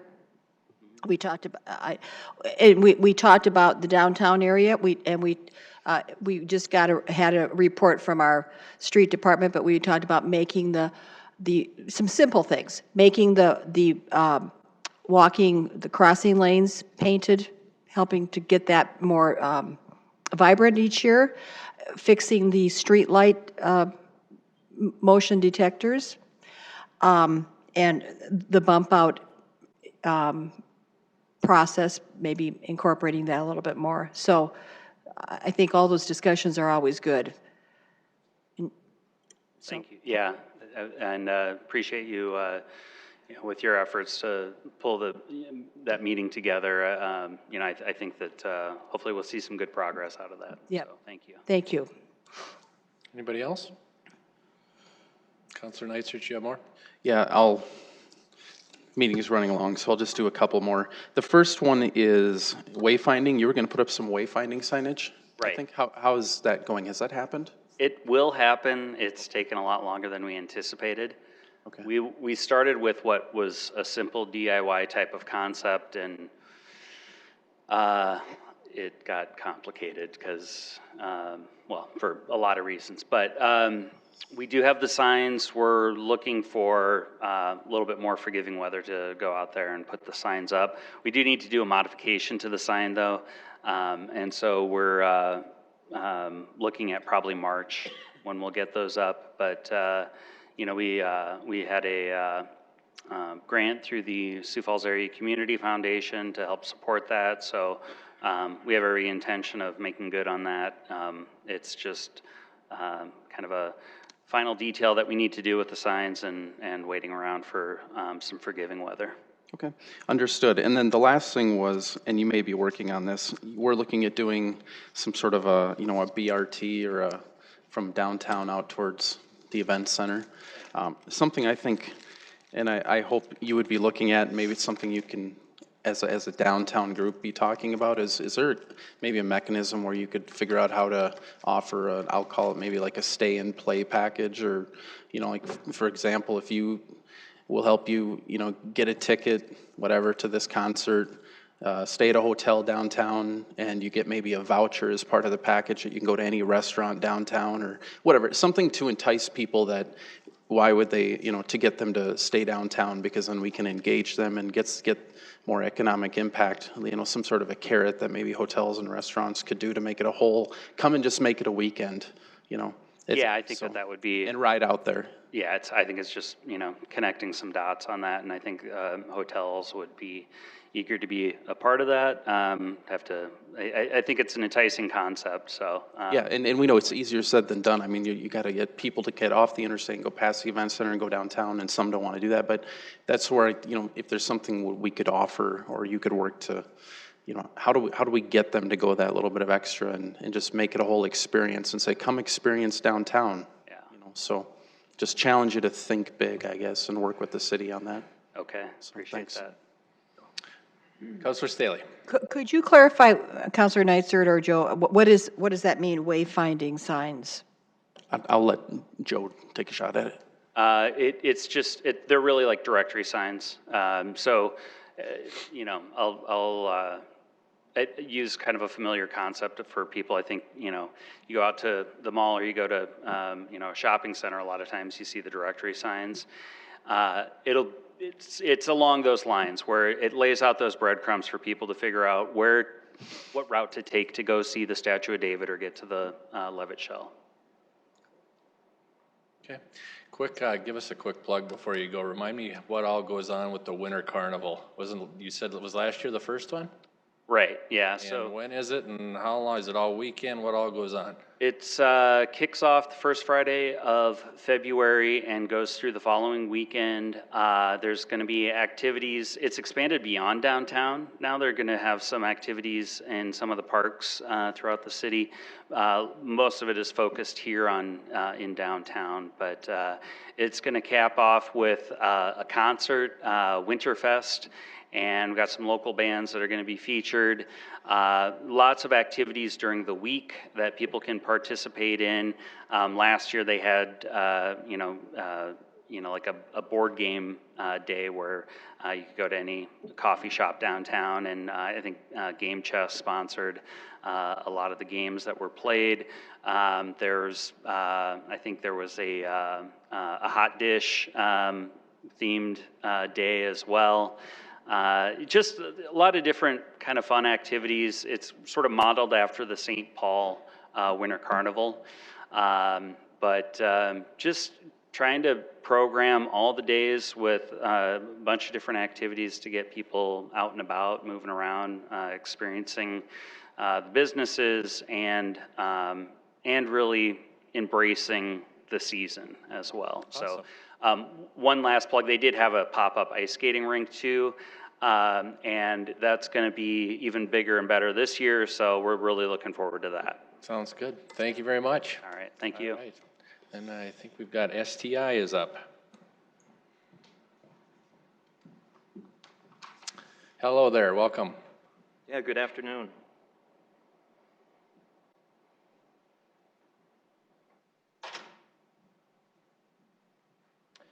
Good afternoon, council members. My name is Bob Griggs. I'm the president at Southeast Tech, and just want to start off by saying thank you.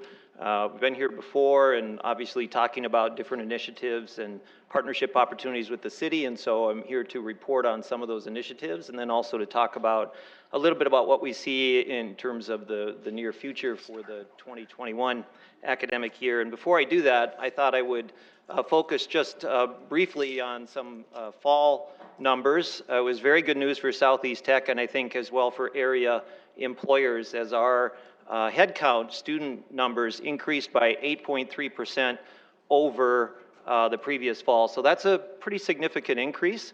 I think what's also interesting, if you dig into those numbers more, our credits are only slightly up.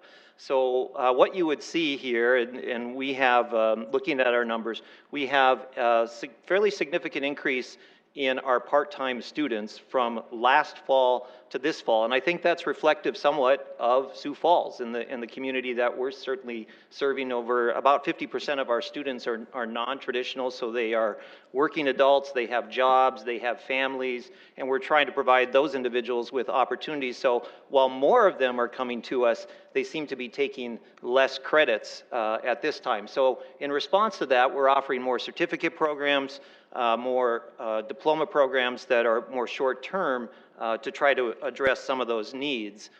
We also this past year awarded the largest number in our history anyway of Build Dakota scholarships. That's a wonderful scholarship program between the state of South Dakota and Denny Sanford. And what I think is interesting there is over the past 3 years, we went from 20 to 23 industry sponsored students by industry. Industry would sponsor 50% of a student's tuition, and then the other half would be provided by Build Dakota. So we went from 20 4 years ago, 23 3 years ago, to last year to 62. And this past year, it jumped up to 92 industry-sponsored students, which allowed us to reach more students and provide that 138 full-ride scholarships overall. And I think that just shows the growth and the interaction and the willingness to engage in terms of area employers, because it is area employers that are sponsoring these students. And we also launched new programs in construction healthcare, and wireless technology.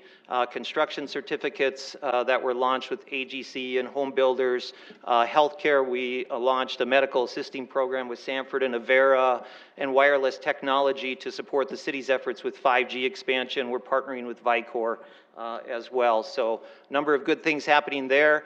This past fall, we also received a large donation from Smithfield Foods to support our Vet Tech initiative. That program we hope to launch next fall, and the city has been a strong supporter for that effort as well. And the good news there is we are looking at about 40 slots, and we already have 30 students that have applied for those slots. So we're expecting full and actually over full enrollment in that program starting next fall. We also piloted this fall with the Sioux Falls School District and different area employers, partnered with Avera on launching the Avera Academy, and then also Classrooms to Careers.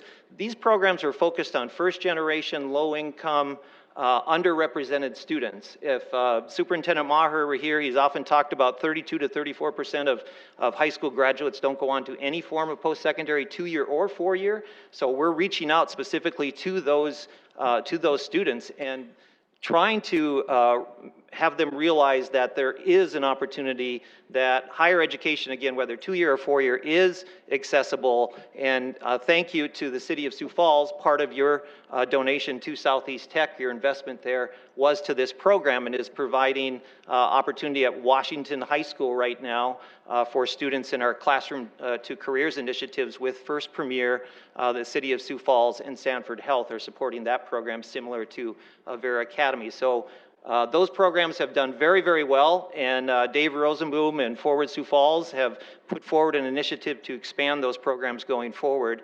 And I guess something we're very honored to be recognized this past fall as well. Southeast Tech was recognized by the Aspen Institute as being in the top 10% of all 2-year colleges in the country. So I think that is, again, quite an honor, and we're quite pleased with that. As diversity in Sioux Falls and the Sioux Falls School District continues to grow, we're seeing our numbers increase also. And so 3 years ago, we had about 10% of our student population was a diverse student population. That increased to 12% last year. This fall, that number has jumped up to 16%. And as a result of that, we need to do a better job trying again to make Southeast Tech more accessible. But once those students come to our campus, we want to make sure they are successful. And frankly, looking at some of our retention numbers last year with just these students, underrepresented students, we didn't do as well as we would like to in terms of retaining those students. So what that tells me is we need to invest more in terms of the support student or support services for those students. So that would include mentoring, tutoring, ELL. That is often the case where a lot of our students that are coming to us struggle with English language, especially as they get into very specific in healthcare. Healthcare has its own terminology, so they're struggling a bit with English as a second language or third language perhaps, and then trying to learn healthcare terminology as well. So we need to provide more support in that area. We're also looking at, I mentioned, expanding the Avera Academy and Classrooms to Careers because of the success of those programs, and hopefully the ability to reach out and show those students that they are certainly capable and provide them those pathways, they will be successful. And we're also looking in terms of our own campus population to encourage more student volunteerism, and you may not be aware of this, but a number of our students are involved throughout a number of community organizations. We've helped out with the Humane Society fundraising, with a Pennies for Patients to support a Leukemia Foundation, Habitat for Humanity, Feeding South Dakota, and a number of others. And I take some personal pride in trying to engage our students. I think we can be a very, very powerful force for the community in terms of the support. And I think our students, we're 2,500 students now, I think that are able and willing to participate in these efforts. So our challenge is to engage them in some of these different initiatives. And we're also looking at more involvement in the city of Sioux Falls and neighboring communities. And one of the conversations as we talk about partnership and collaboration, that is absolutely key to what, in my 3 years at Southeast Tech, what we've tried to grow and develop.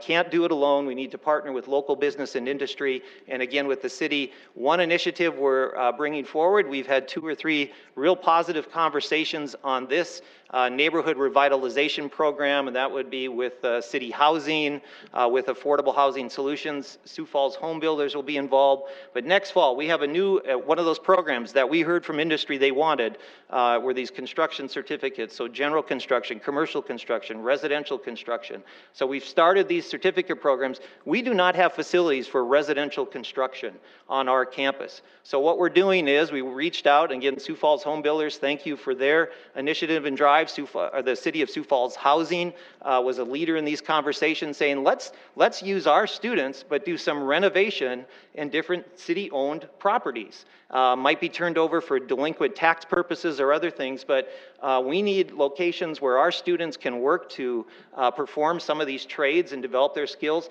Perfect opportunity for us to partner and build, and I am really excited, and there's just an example of Minnesota West and Pipestone where they're doing a similar program. So we're looking to start that next fall. But this is a slide, again, I wanted to just mention briefly in terms of, as an example, and there's actually more after I put this together I thought I could have added, but for medical assisting, again, Sanford and Avera were the drivers on that, telling us they came out to campus at some of our sector breakfast conversations with healthcare professionals, and they said, we need these opportunities in our community. The Vet Tech program, again, thank you to a generous donation by Smithfield Foods and the Sioux Falls City Council here in helping us meet the states. Governor Dugard at that time, the future fund amount, he had set a certain amount that he said, if you can fundraise to this level, we will provide $500,000 from state funds that would, and without all of us coming together with Smithfield, with the city, and a number of veterinarians and others across the state, we would not be able to launch that program next fall. And McCrossin is on there because we, again, do not have a large animal facilities on our campus, so we're partnering with McCrossin Boys Ranch. We're hopefully going to be able to provide them some scholarships for some of their kids out on that location, and then be able to use some of their facilities for our program. Construction certificates, I've already mentioned the AGC and Sioux Falls Home Builders. Wireless technician program, again, a partnership. We do not have labs for a wireless technician. The towers, to teach students how to, number one, climb those towers safely and then install equipment. But Vicor, one of the businesses in town, just built a $4 or $5 million training facility, and they're only about 1.5 miles away from us. So we reached out and partnered with their leadership, and we're going to be able to start the second program in the country on this wireless technology training program. The dual credit classroom to careers. I'm very excited about what Dave Rosenboom is promoting from First Premier in terms of taking the 30 to 40 students we have right now in that type of program. Next year, expanding that as a pilot, even larger number of students, and then maybe in a couple, 2 or 3 years, being at 200 to 300 students that we'll be reaching. So, and that's a collaborative, not only with Southeast Tech, but also the Community College for Sioux Falls. And our Class B drivers training program, just the tremendous demand and need there from area employers, Sukup Construction, BX Civil, and others that have come forward and said, hey, there's a tremendous need here. The Sioux Falls Workforce Alliance, I hope if all goes well, you may be hearing more about this in the future, but President Gestring from USD, the Community College for Sioux Falls, and Southeast Tech will be partnering together to work on, strictly on the focus on workforce development again, on a non-credit basis. So where there isn't a need for a diploma and certificate, where can we partner and collaborate to make it very easy, a one-stop shop, so to speak, that we can meet with area employers, try to address their non-credit training needs between the two organizations. So some exciting things happening there, and with that, I will wrap up, and again, just wanted to say thank you for your support. Nice job, thank you. Counselor Brecky.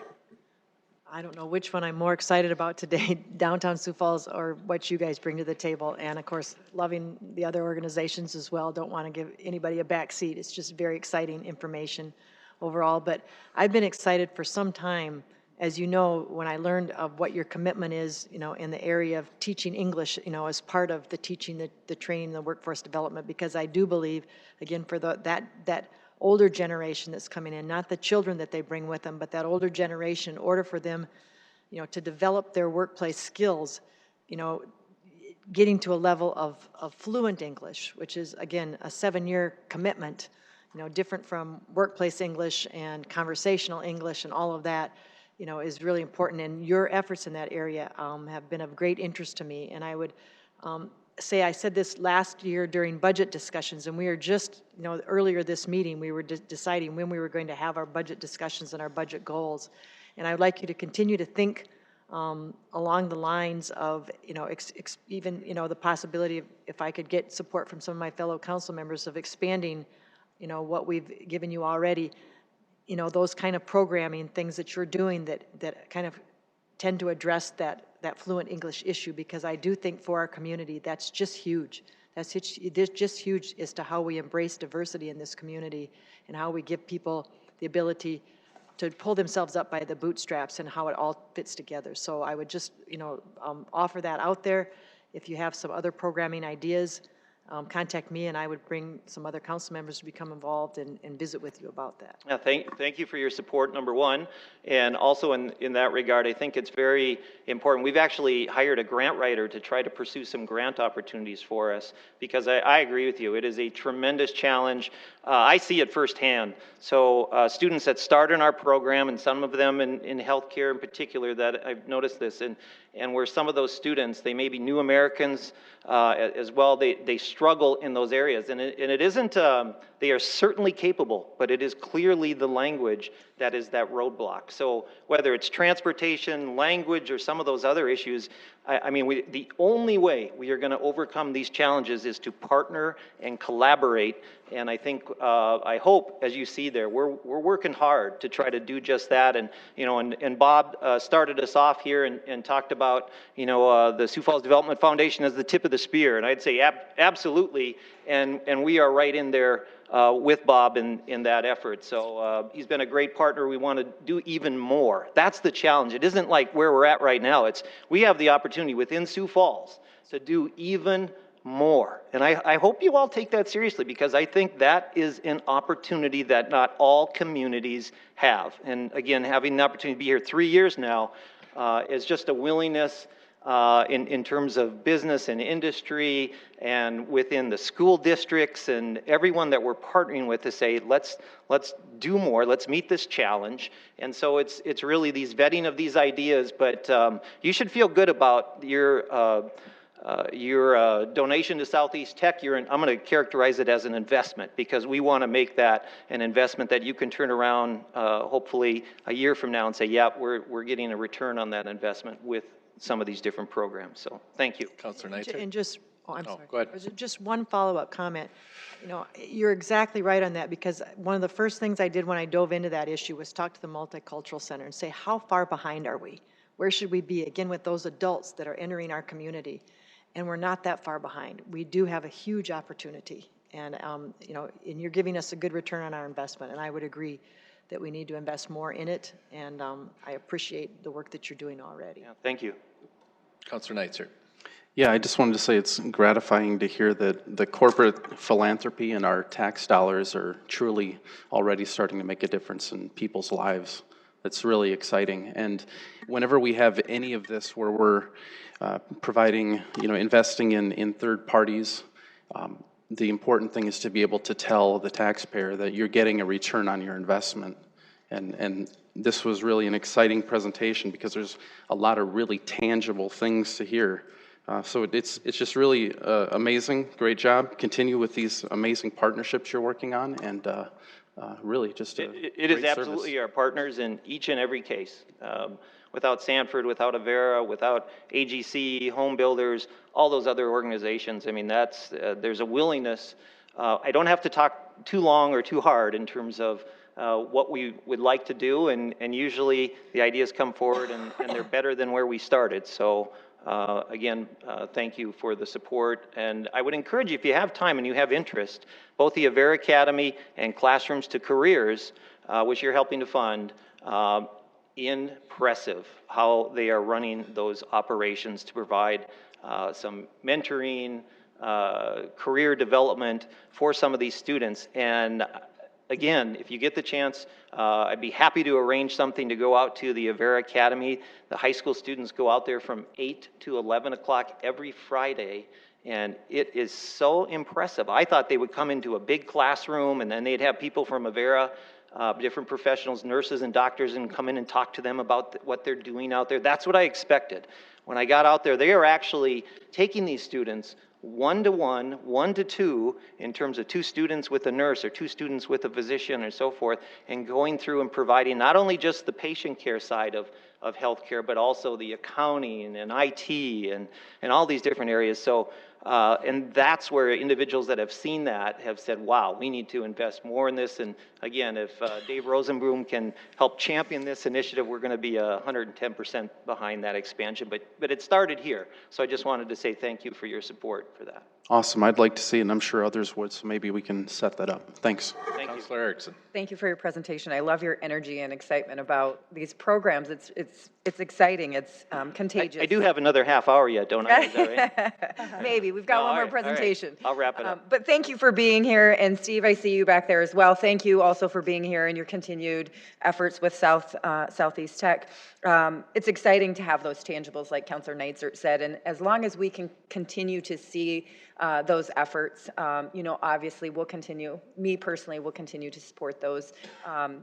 The investment in which you're giving back to the community and really partnering with those other organizations such as the Development Foundation. Those are so intricate in recruiting people to come to town. And we also know that not everyone is geared to that 4-year college. And so removing that stigma of what it looks like of saying, I can have a very good job with getting this type of certificate or this kind of training or whatever it may be, there are jobs for anyone. And so embracing that in our community is really important. And it's really removing that stigma that's been there forever, that you get out of high school and you go get your 4-year degree and you're in debt with a bunch of money and you're not doing anything maybe more than you had planned to in the beginning. So having that option here in our community, I think, is really key. So thanks for what you do, and I appreciate you being here. Yeah, thank you. Councilor Staley.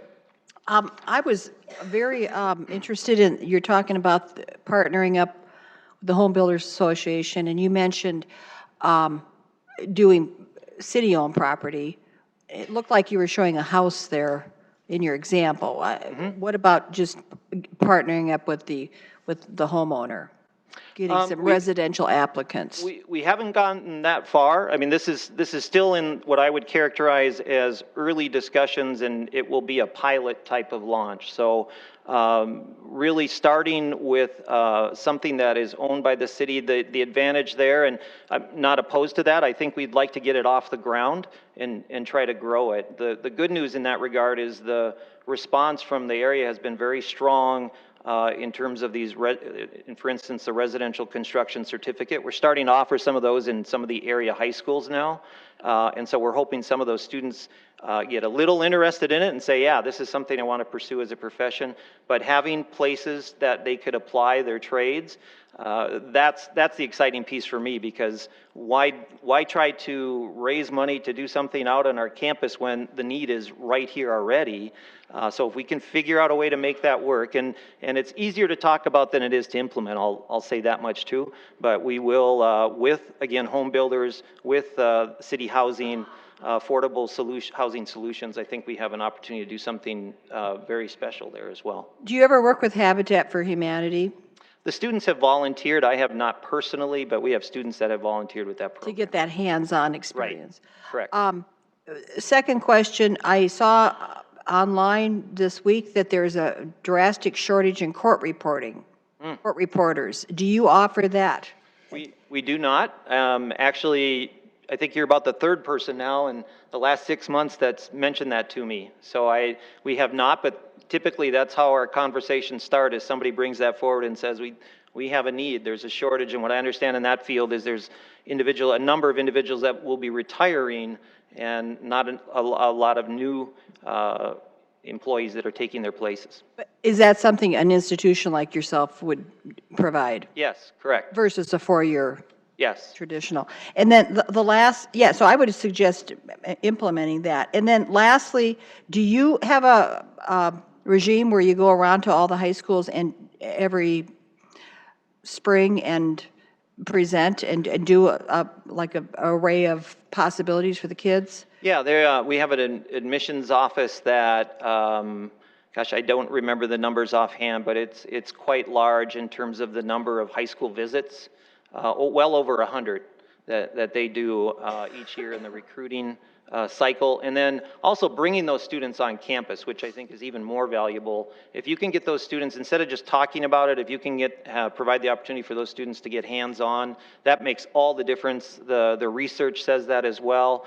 I can talk to them blue in the face to a young person, but if they get hands-on with somebody, one of our faculty that teaches in that area, that understands that industry, that's where the potential happens. Thank you. Councilor Kiley. Thank you. President Griggs and Mr. Williamson out in the office, thank you very much, and congratulations on a job well done. 8.3% increase in enrollment, that's a significant move, and a significant move toward us resolving and helping to address our workforce needs too. And the award of the largest number of Dakota Build Dakota full ride scholarships, 138, that's phenomenal. And also the 92 awards being matched by industry sponsors. That just illustrates the connections that you have not only throughout the community, but throughout our region. And I think the award given to you by the Aspen Institute as being in the top 10% of the two-year institutions in the country is very well deserved. And much of what's going on this afternoon is basically an illustration of partnerships. I mean, we've heard from the Sioux Falls Development Foundation, the USD Discovery Center, downtown Sioux Falls, Southeast Technical Institute, and there's others too. The Chamber, the CVB, the industry sponsors for your students. I mean, it's no wonder that we're receiving such a good return on our investment. I mean, you've also partnered with First Premier, Sanford Health, Avera Health, Smithfield Foods, the Sioux Falls Home Builders Association, McCrossen's Boys Ranch, Vicor, Sands Drywall, and I know that I'm missing some there too. So Councilor Erickson and myself brought this forward 2 years ago for $100,000. We brought it forward again for another $150,000 this past year. So that $250,000, I think the return on investment has been just multiplied tenfold, because now it's as if all these other organizations that are just named are part of that partnership as well too. So it's a fantastic return on investment. And I look forward to what the future holds. So, job well done. Well, thank you again, but the credit, really is with the industry partners. Our foundation board is outstanding. Our foundation director, our former director, Shelley Unruh, is outstanding. Stephen Nell stepping in and doing a great job. So we've got a lot of good people in some good places, but we need to keep it going, and we are not where we need to be yet. So thank you. All right. Well, thank you for that. Appreciate it. And thanks to everybody for that, your part in that presentation. Got one left to go here. Mr. Chair, actually, if I could, I had a couple of questions for Director Eckhoff, if I could. Go ahead. That's kind of where we were at, if you don't mind. Actually, I'll keep it short. I think Councilor Kiley did a nice job of pointing out exactly what we were trying to do today by bringing these groups together. We didn't have a chance during the budget season to go through with each one of these groups and get an update, and so bringing them all together has been very helpful, I think, as a council seeing what we're doing, and as we're starting a new budget cycle. It seems like you get one done and we start over again. Tell me a little bit about the philosophy that you're using as you're drafting agreements with each one of these organizations. Councilor Neitzer talked about the time that four of us got a chance to spend at the National League of Cities and some of the things we looked at. And there was a lot of talk about matrices and returns on investment from the public-private partnerships that we're doing. So when we see these agreements drafted, how do you envision that we're able to go back to the citizens and say, we've got a good return on investment, so that there's some kind of measurable things. And we've come a long ways just in the short time I've been on the council of formalizing a lot of these agreements and seeing that return on investment, so. Good question. Thank you for that. One of the things I think about Sioux Falls is, I mean, we're not, the core agencies that support economic development, one of the great strengths we have is not 10 of them trying to do it. And so I think historically we've gotten our support behind the respective Downtown Development Foundation and focused our coordination efforts towards that. Within that, we probably don't have this really very specific, strong metrics of so many jobs created in this type of a thing. We kind of look more at the general, what they're doing, the types of reports that we're getting. Obviously, the activity has been good. We haven't been overly prescriptive on what those outcomes could be, and we certainly can take a look at that and as we go into the next cycle. Perfect, thank you. If I could, Mr. Chair, one of the, we have a lot of dignitaries here this afternoon. We've seen several county commissioners, our county auditor, a number of people, but I also see that Representative Saba's in the audience this afternoon. And when I went to my mailbox this afternoon, I had a chance to get a picture of when we had a visit from an ambassador from Egypt that was here. And if Representative Saba, if you don't mind, just a quick update on how that worked in the process of having the Egyptian ambassador here, because I think that's a big part of how your history of the Peace Corps and being able to be world citizens.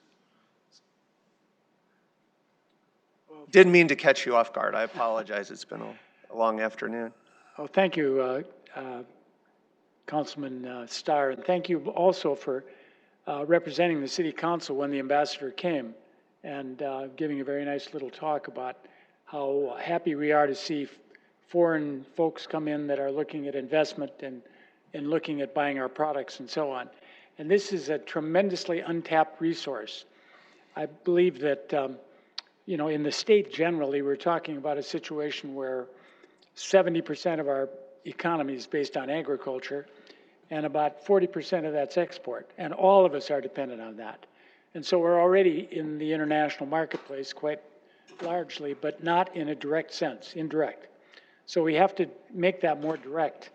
And the farmers really felt it this year, as you know, with the tariffs on China. And I noted that President Trump, when he was in Kansas, said to a Kansas farmer who was very upset about the situation with the tariffs from China and on China, and he said, look, I'll take care of the nation, you take care of your state. And I think we should do that. We should also take care of our city and our area here, our commercial area and our trade area. In North Dakota, they set up an international trade office, and I plan on introducing legislation this year in the legislature that will do something similar, which is private-public, by the way. It's not entirely a state organization. And their international trade office isn't in Bismarck, it's in Fargo. I think the appropriate place for an international trade office, once we do set something like that up, might very likely be Sioux Falls, because this is where most of our economy happens. And I think given that, we should be much more aggressive and assertive in what we do internationally. I've committed myself to bringing new dollars into South Dakota and into my district, which includes part of Sioux Falls, and working very closely with people to make that happen. So working with the City Council and with these organizations that are represented here is very important. I might also thank Mr. Munt for sponsoring one of the functions that we had, along with the Chamber of Commerce. What could be done, I think, more aggressively by the city and by this group from a business standpoint would be, for example, we have situations right here where we have billions of dollars of trust funds coming into Sioux Falls, but we don't feel that in a way that a lot of places that have a lot of foreign money coming in feel it. There are great potential for investment in South Dakota and in the Sioux Falls area from foreign sources, not just from domestic sources. Those are new dollars. Those are dollars that this country needs. You know, the government has a way of producing new dollars by printing it. We go further in debt when that happens, and/or by bringing dollars from outside of the United States into an economy. So rather than recirculating dollars. Now, I had this Egyptian group that was here. I'm just going to interrupt you for one second. We have to wrap up this particular portion in about a couple of minutes because we've got one left and we have to have public input I have an by Egyptian 6:15, group that's so coming in. Just that don't mean to push, but. Okay, sorry.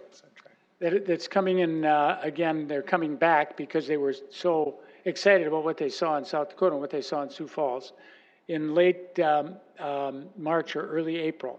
I'd like to work with the groups here to encourage more assistance and more work together to see what we can do to show them that this is a place to invest their money, this is a place to buy products.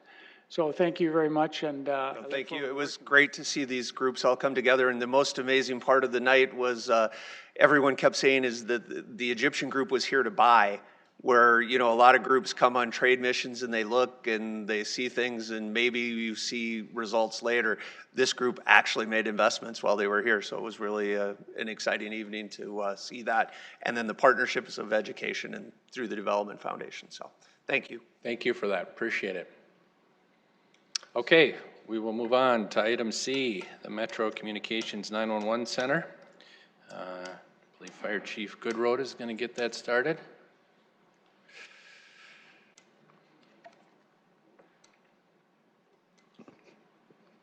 Good afternoon, Chairman, Council members. Scott McMahon, Director of Metro Communications. Thank you for affording us the opportunity today to talk about yet another partnership between Metro Communications and the Public Safety Training Center here in Sioux Falls. I'd also like to just take a moment to thank all the people that are here today to show their support, city and county leaders, quite a few people from the Metro Communications team, and of course all of you showing your support to help us establish a facility that will handle the communication needs of public safety here in Sioux Falls and Minnehaha County. I'd like to begin to just talk about the three reasons that we feel at Metro Communications it's important for us to take a look at our facilities and hopefully in the near future act upon a way for us to obtain new facilities. The first thing is just public safety in general. Communications is at the top of every emergency that occurs, and without communications, our public safety responders just aren't able to perform their duties. So it's extremely important for us to have fully redundant operations.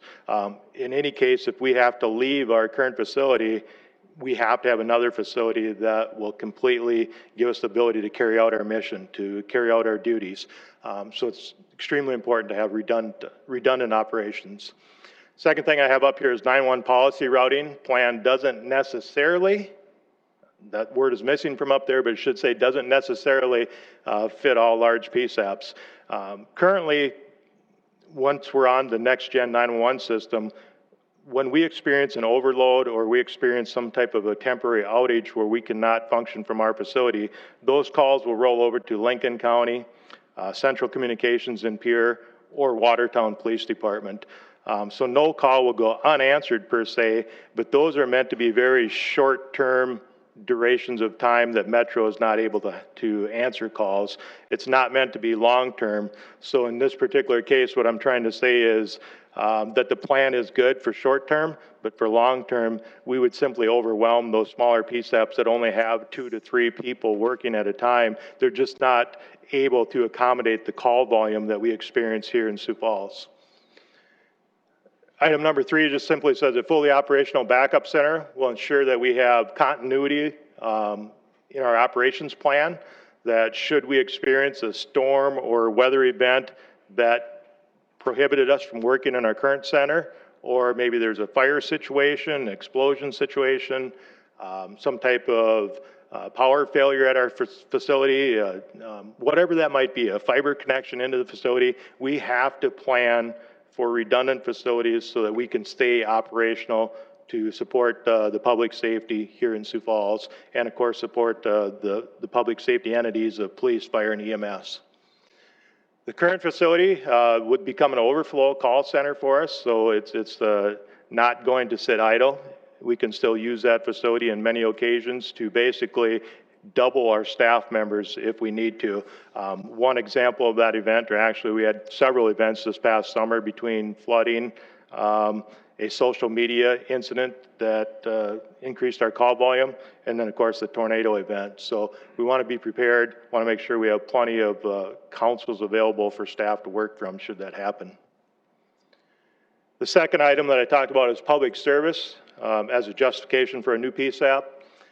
Our staff answer more than 310,000 telephone calls on an annual basis. We need to have the proper space and we need to have the proper accommodations for our staff to be able to provide those services and do it in a way that they are working at their optimal performance. Public service is extremely important to us, and we want to make sure that we're providing that excellent public service by making sure our employees have the tools and the resources necessary, and space needs and facilities is a portion of that. Metro continue to grow in size. As it was mentioned earlier, the city's growing, the county's growing. We're having more people move into Sioux Falls.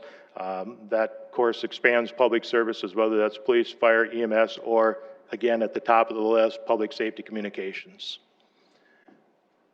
Third item is the trend in regionalization of PSAP services. We're seeing that nationwide, and we're also seeing that here in South Dakota. That currently today we're at 28 PSAPs. As the cost of doing business increases, there's more and more likely opportunities that PSAPs will collaborate, partner to provide the best services possible at the most affordable way of doing it. So, the last justification for PSAP is their organizational needs. Our current facility was built in 1974. And Metro Operations moved into that facility in 1980. The facility just simply does not meet today's PSAP standards when it's related to HVAC, electrical, lighting, target hardening, all the things that we need to consider in today's environment. Metro currently has 53 staff members that are working out of a very cramped environment. The restroom and break room areas are lacking to support the needs of the employees.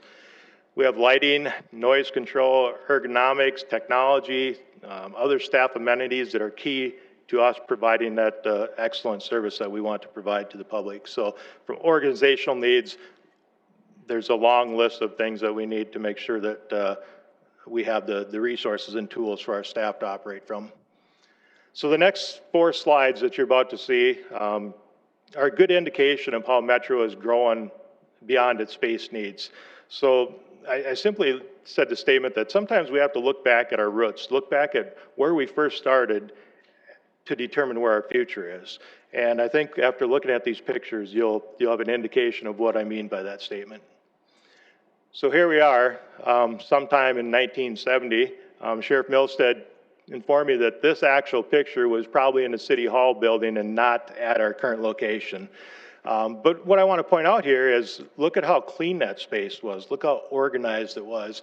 It was designed for that time period. You don't see computer monitors. You don't see television screens.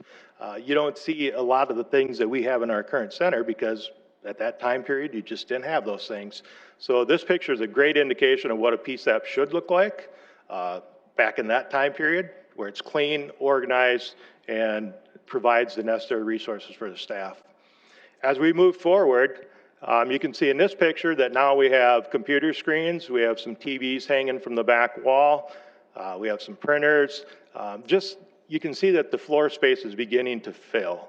It just isn't as accommodating as what that facility was designed to be. And now this facility is our current location today, and you can tell this is a picture from probably the early 80s.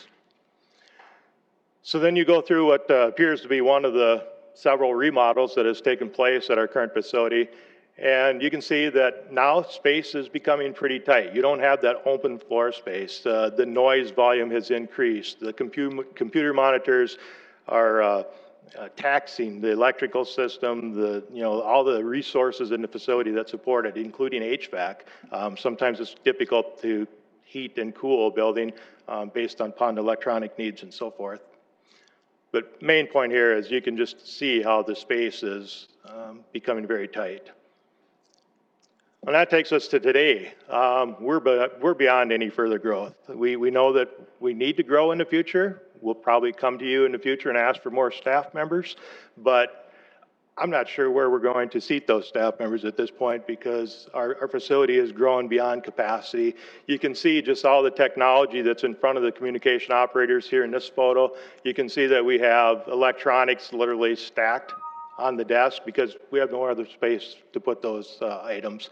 And you can also see in this picture, on the far top of the picture, it actually leads into a secondary room. So we have our operations split between two rooms because we simply ran out of space in the first room, made some type of a quick remodel decision, and expanded into the next room.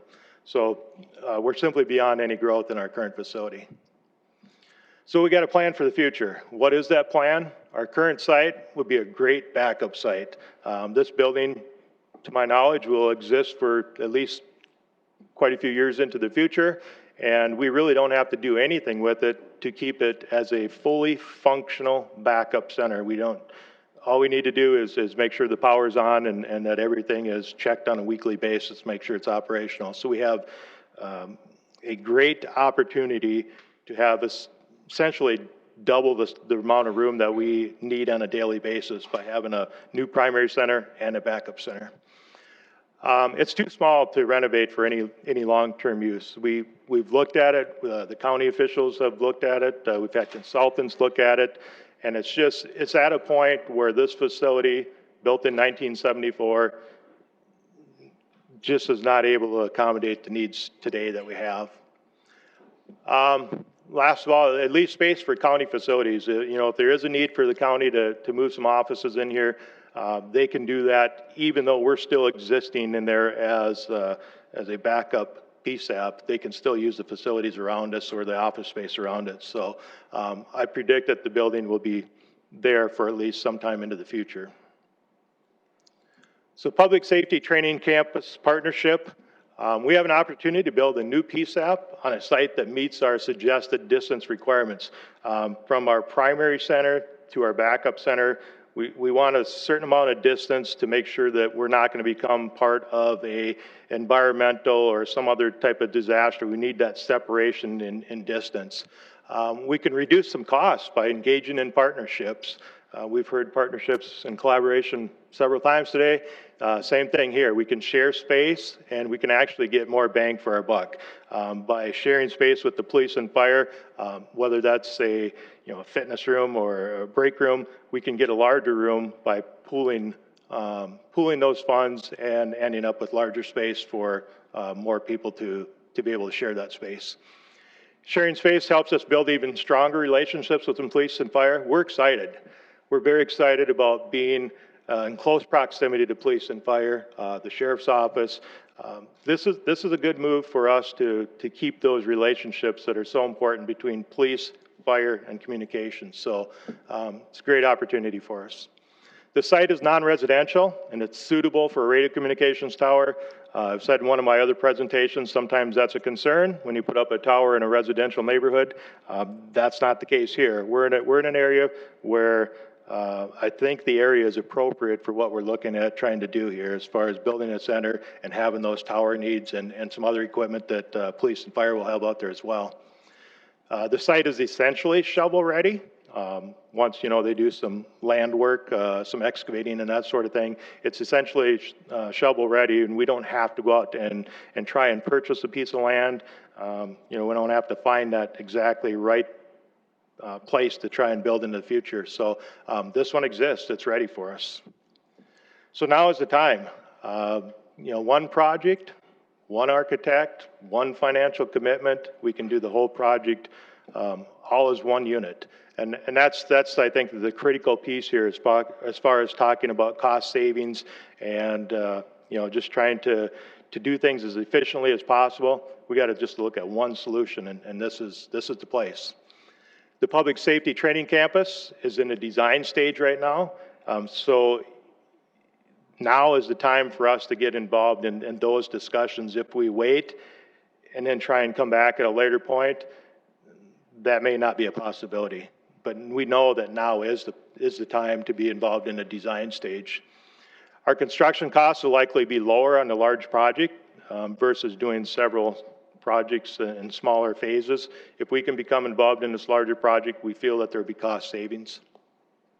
The construction period could be as long as 18 to 24 months, so that puts us out another 2 years in a situation where our current facility will be definitely at its maximum lifetime use, and our backup facility will continue to try and make that situation work to the best possible ways. We're currently looking at a few different options to increase our capabilities at that center in the most cost-effective way that we can. But there will be some radio upgrades, council upgrades, related technology, and some other possible partnerships for dispatch services that we already know exist. And you know, right now is just a time to make all those things come together all at once. So you know, our equipment's to that point where it all needs to have some type of an update. And like I say, we have some ideas on expansion of services, and we hope to make that all happen at about the same time. So that's what I have. I'll turn it over to Chief Goodroad.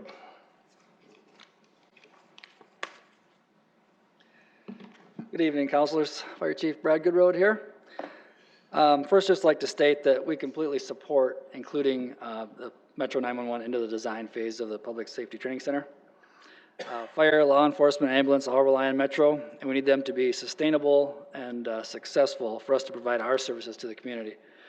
Partnership is a true long-term solution for the future of emergency call handling in our community. The schematic design team that is hired to design Public Safety Training Center, they've had a good look at the space needs that Director McMahon has shared. They've identified several opportunities for efficiencies during their on-site kickoff meetings in December. Some examples of combined use areas are PT rooms, kitchens, break rooms, conference rooms, classrooms. But designing this together, we create efficiencies in design costs and infrastructure. With the Metro Management Council approving the design phase of this moving forward, we'll need to amend the current service agreement with WSKF to include schematic design of the dispatch center into their current design work. The current Public Safety Training Center schematic design contract did not include full design of the PSAP, so this amendment proposal would cover the cost of that additional work. You can expect to see that on the consent agenda next week on the January 14th meeting. And the cost of that design fee is $97,000, $290.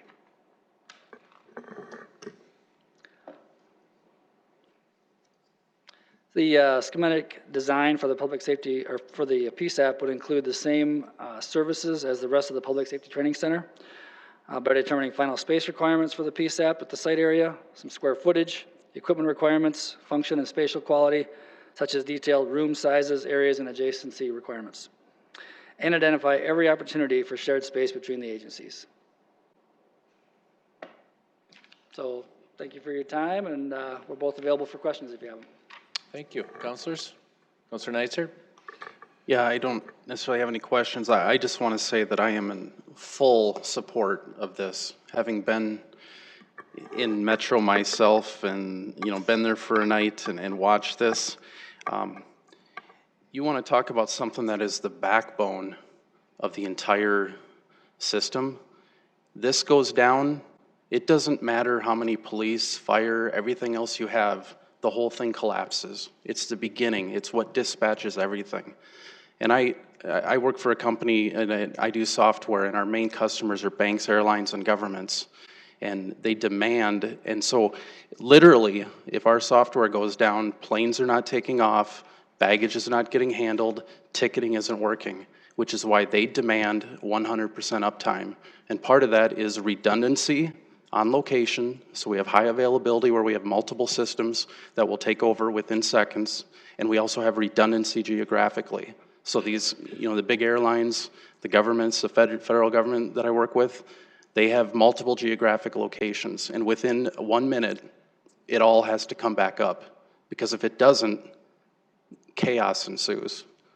And we have a responsibility. I mean, we take what, so I think 75% of the calls, you know, originate in Sioux Falls, something like that. Maybe I'm wrong, but somewhere like we take a lot of those calls. If this system goes down, can you imagine what would happen? And I think we have a responsibility to make sure that we have a system that is redundant, hardened, and can protect the community, because we know the need is there. And I'm afraid if we don't take this opportunity, I'm not sure how it gets done, because I don't know how financially, and the county can't carry this by themselves. You can't carry it by yourself. And so I don't want to miss this opportunity, because I think we're already 10, 20 years behind. So let's just get it done. Councilor Brecky. I won't say much because I think Councilmember Neitzer said it all and said it very well, but I have seen, Scott, your presentation before, but I want a picture's worth 1,000 words. I mean, you could have said nothing else and just showed us the pictures. I think that was terrific. That really helped, really drive the point home.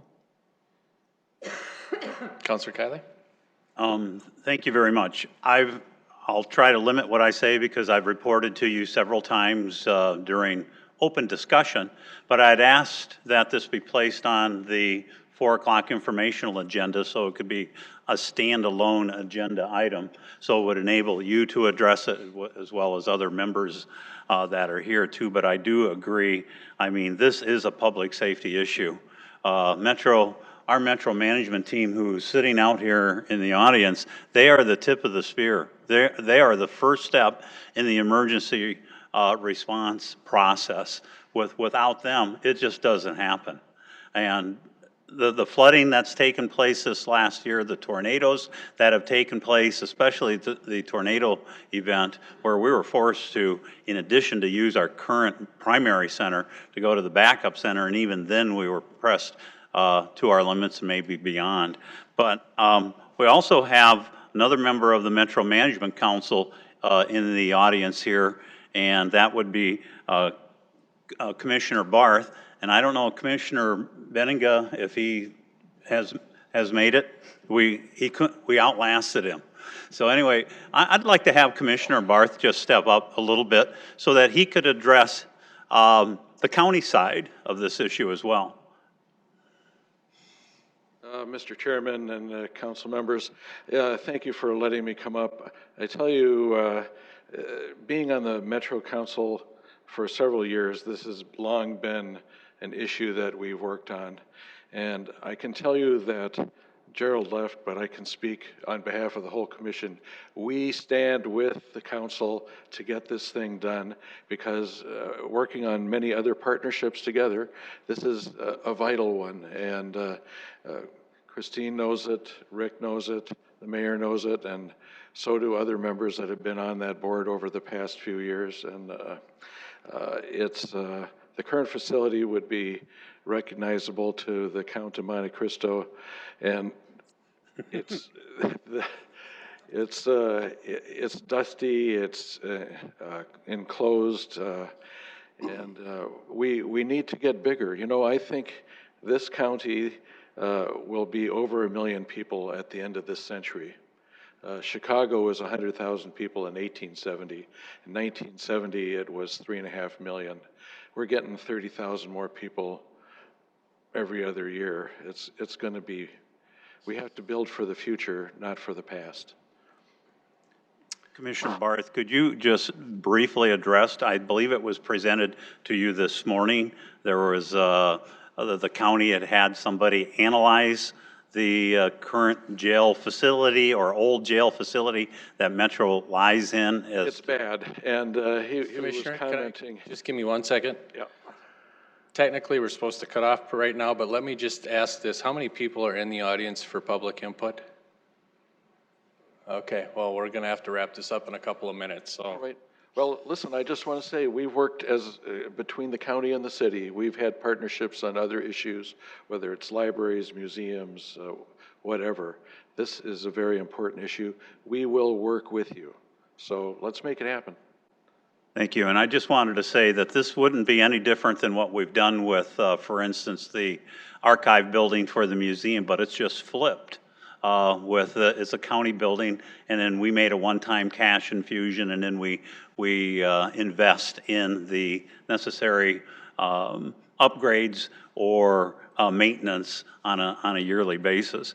This would also expand it as the director had pointed out, our ability to not only work with Minnehaha County, but potentially with counties to the north of us, maybe to the south of us, to the west of us, the State Highway Patrol system too, which would then help to bring in additional revenue so that it's not just the county and the city of Sioux Falls that are carrying the load by themselves. So thank you for your support. Thank you, Commissioner. Okay, we got like 2 minutes. Anybody want to throw something? Counselor I just Sale? have one question, maybe Chief Goodroad. The 97,290 proposed that will be, I know we cost share with the county for the 911 facility. Is this a cost share design, or are we picking up the whole load? Director Pritchett worked through a pretty good financial partnership working over the next couple of years on this. This part is ours, though. We have already have the contract with WSKF, so the full amount of that schematic design for the PSAP is that amount, that 97,000. Thank you. Okay. All right. Thank you very much for the presentation. Hope we didn't rush you too bad. Thank you for fitting it in. All right, so we'll open it up for public input on any of the issues or topics of today. And, okay. Welcome. My name is Matt Paulson. I live in Sioux Falls. I was not expecting to come to this meeting today. I was in bed with my daughter. She's sick, and I got a phone call at 3:30 that my name might be mentioned in this meeting. I would like to state that I'm a private citizen. I am not a candidate for any office. I have the full freedom of speech and the full freedom of press that every citizen in this country has, and those freedoms should not be infringed upon. I am a member of the community. I am a community leader, and this means that on occasion stories are written about me in the local media. I did this article at the request of the Sioux Falls Development Foundation and DSU. DSU is doing a lot of good things that are going to create a lot of jobs in our community, Sioux Falls, in the years to come. The article that was written about me was not political in any way or form. They asked me how I spend my time as an entrepreneur, and I answered that question. Being involved in local politics is one way that I'm involved because I think it is very important to have good city government leaders. I believe I was attacked today. I believe I was bullied. I believe this latest attack is just an example of an ongoing practice of intimidating and bullying behavior. And I have been much more quiet about this than probably I should. But frankly, that time has come to an end. Ms. Staley has complained about me to numerous community leaders. She complained to Bob Munt about me before this meeting. She apparently had complained to Jody Schwan about me earlier today. And it's not just been those two, it's been at least a dozen. In the past, I had a political disagreement with Ms. Staley, and she said that she would consider voting against funding for the USD Discovery District because I challenged her political tactics and I was involved with an affiliated organization with the Discovery District. There have been posts about me on a local political blog, which I believe were written at her request. She has called to complain to me personally, at least 4 phone calls in 1 week. She has called me after 11 p.m. on a Saturday night to complain about something that I did or said on Facebook. This is not acceptable behavior. As a leader, I can take that heat, but I know that I'm not the only one being bullied, and this has to stop. There are other people that have jobs. You know, I'm a small business owner. I can take the heat. I don't have a boss that I'm accountable to, but there are other people that do have bosses, and I wonder how many people that have bosses have been silenced because they are afraid for their jobs. I know I'm not the only one. There are others. This is just not acceptable behavior. It's just a sad day when a local elected official is using a public meeting to attack a private citizen, and I hope this won't continue. That is all. Anybody else?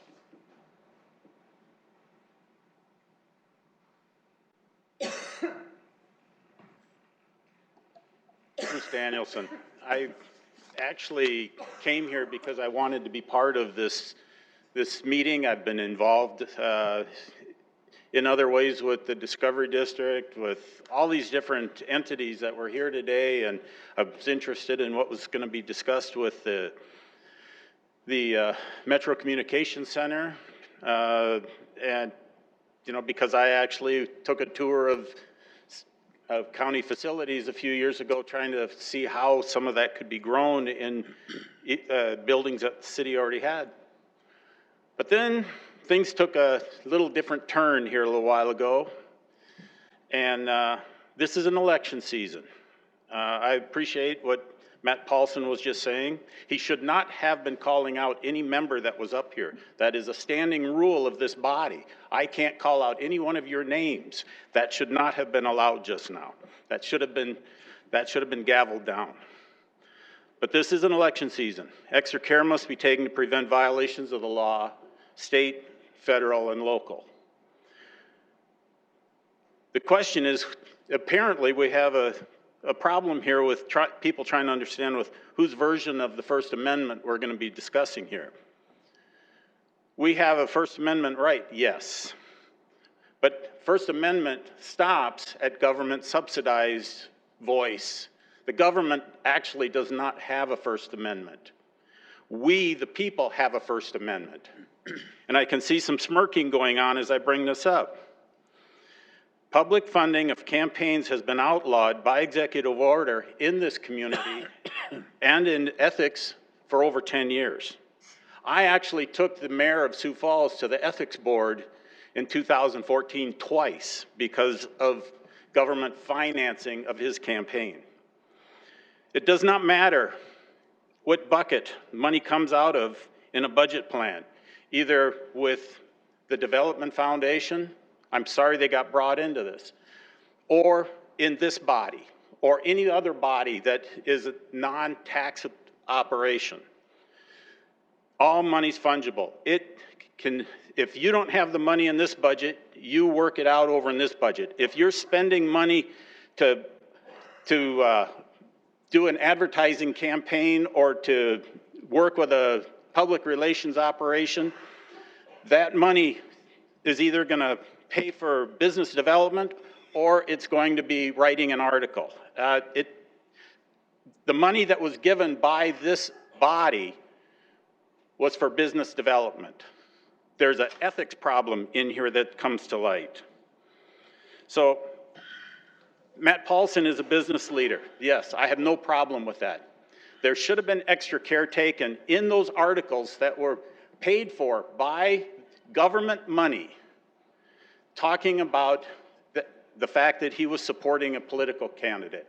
I appreciate him, and I encourage people constantly to be involved in politics.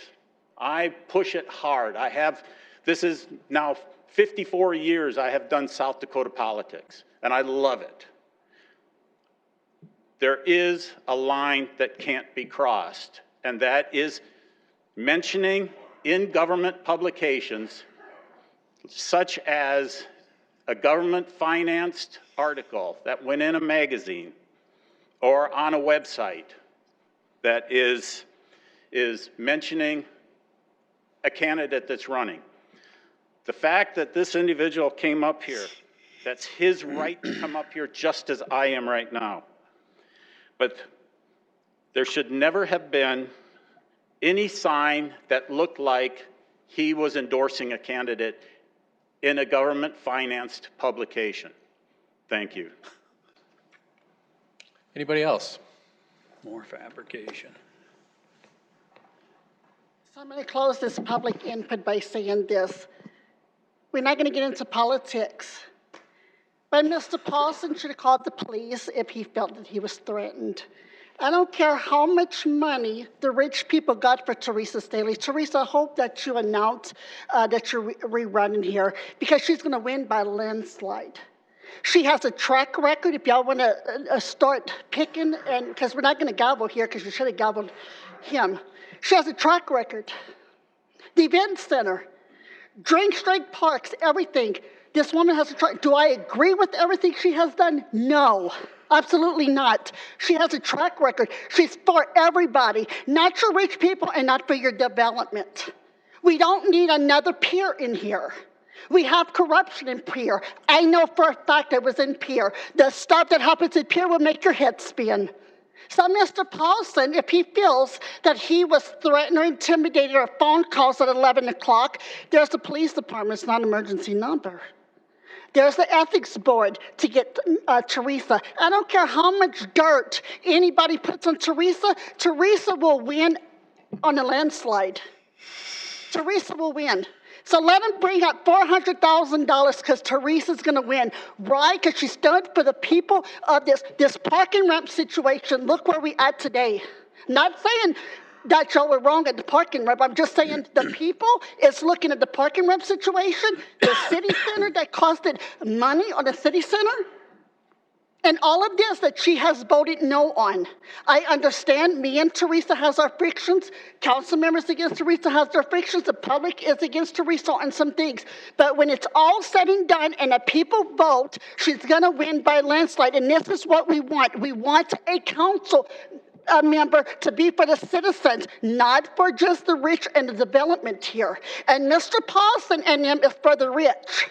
We need somebody in here that's going to be for the poor people. We need people in here that's going to be for the middle class. We're going to need people in here that wants to build houses for the low-income people and not just the rich people in downtown and make it look beautiful.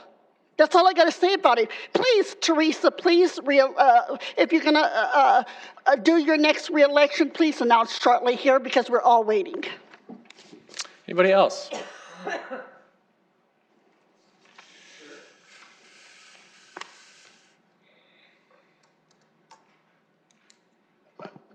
I would just say I've been at meetings since 7:30 this morning, and I was hoping to get to 7:30 tonight.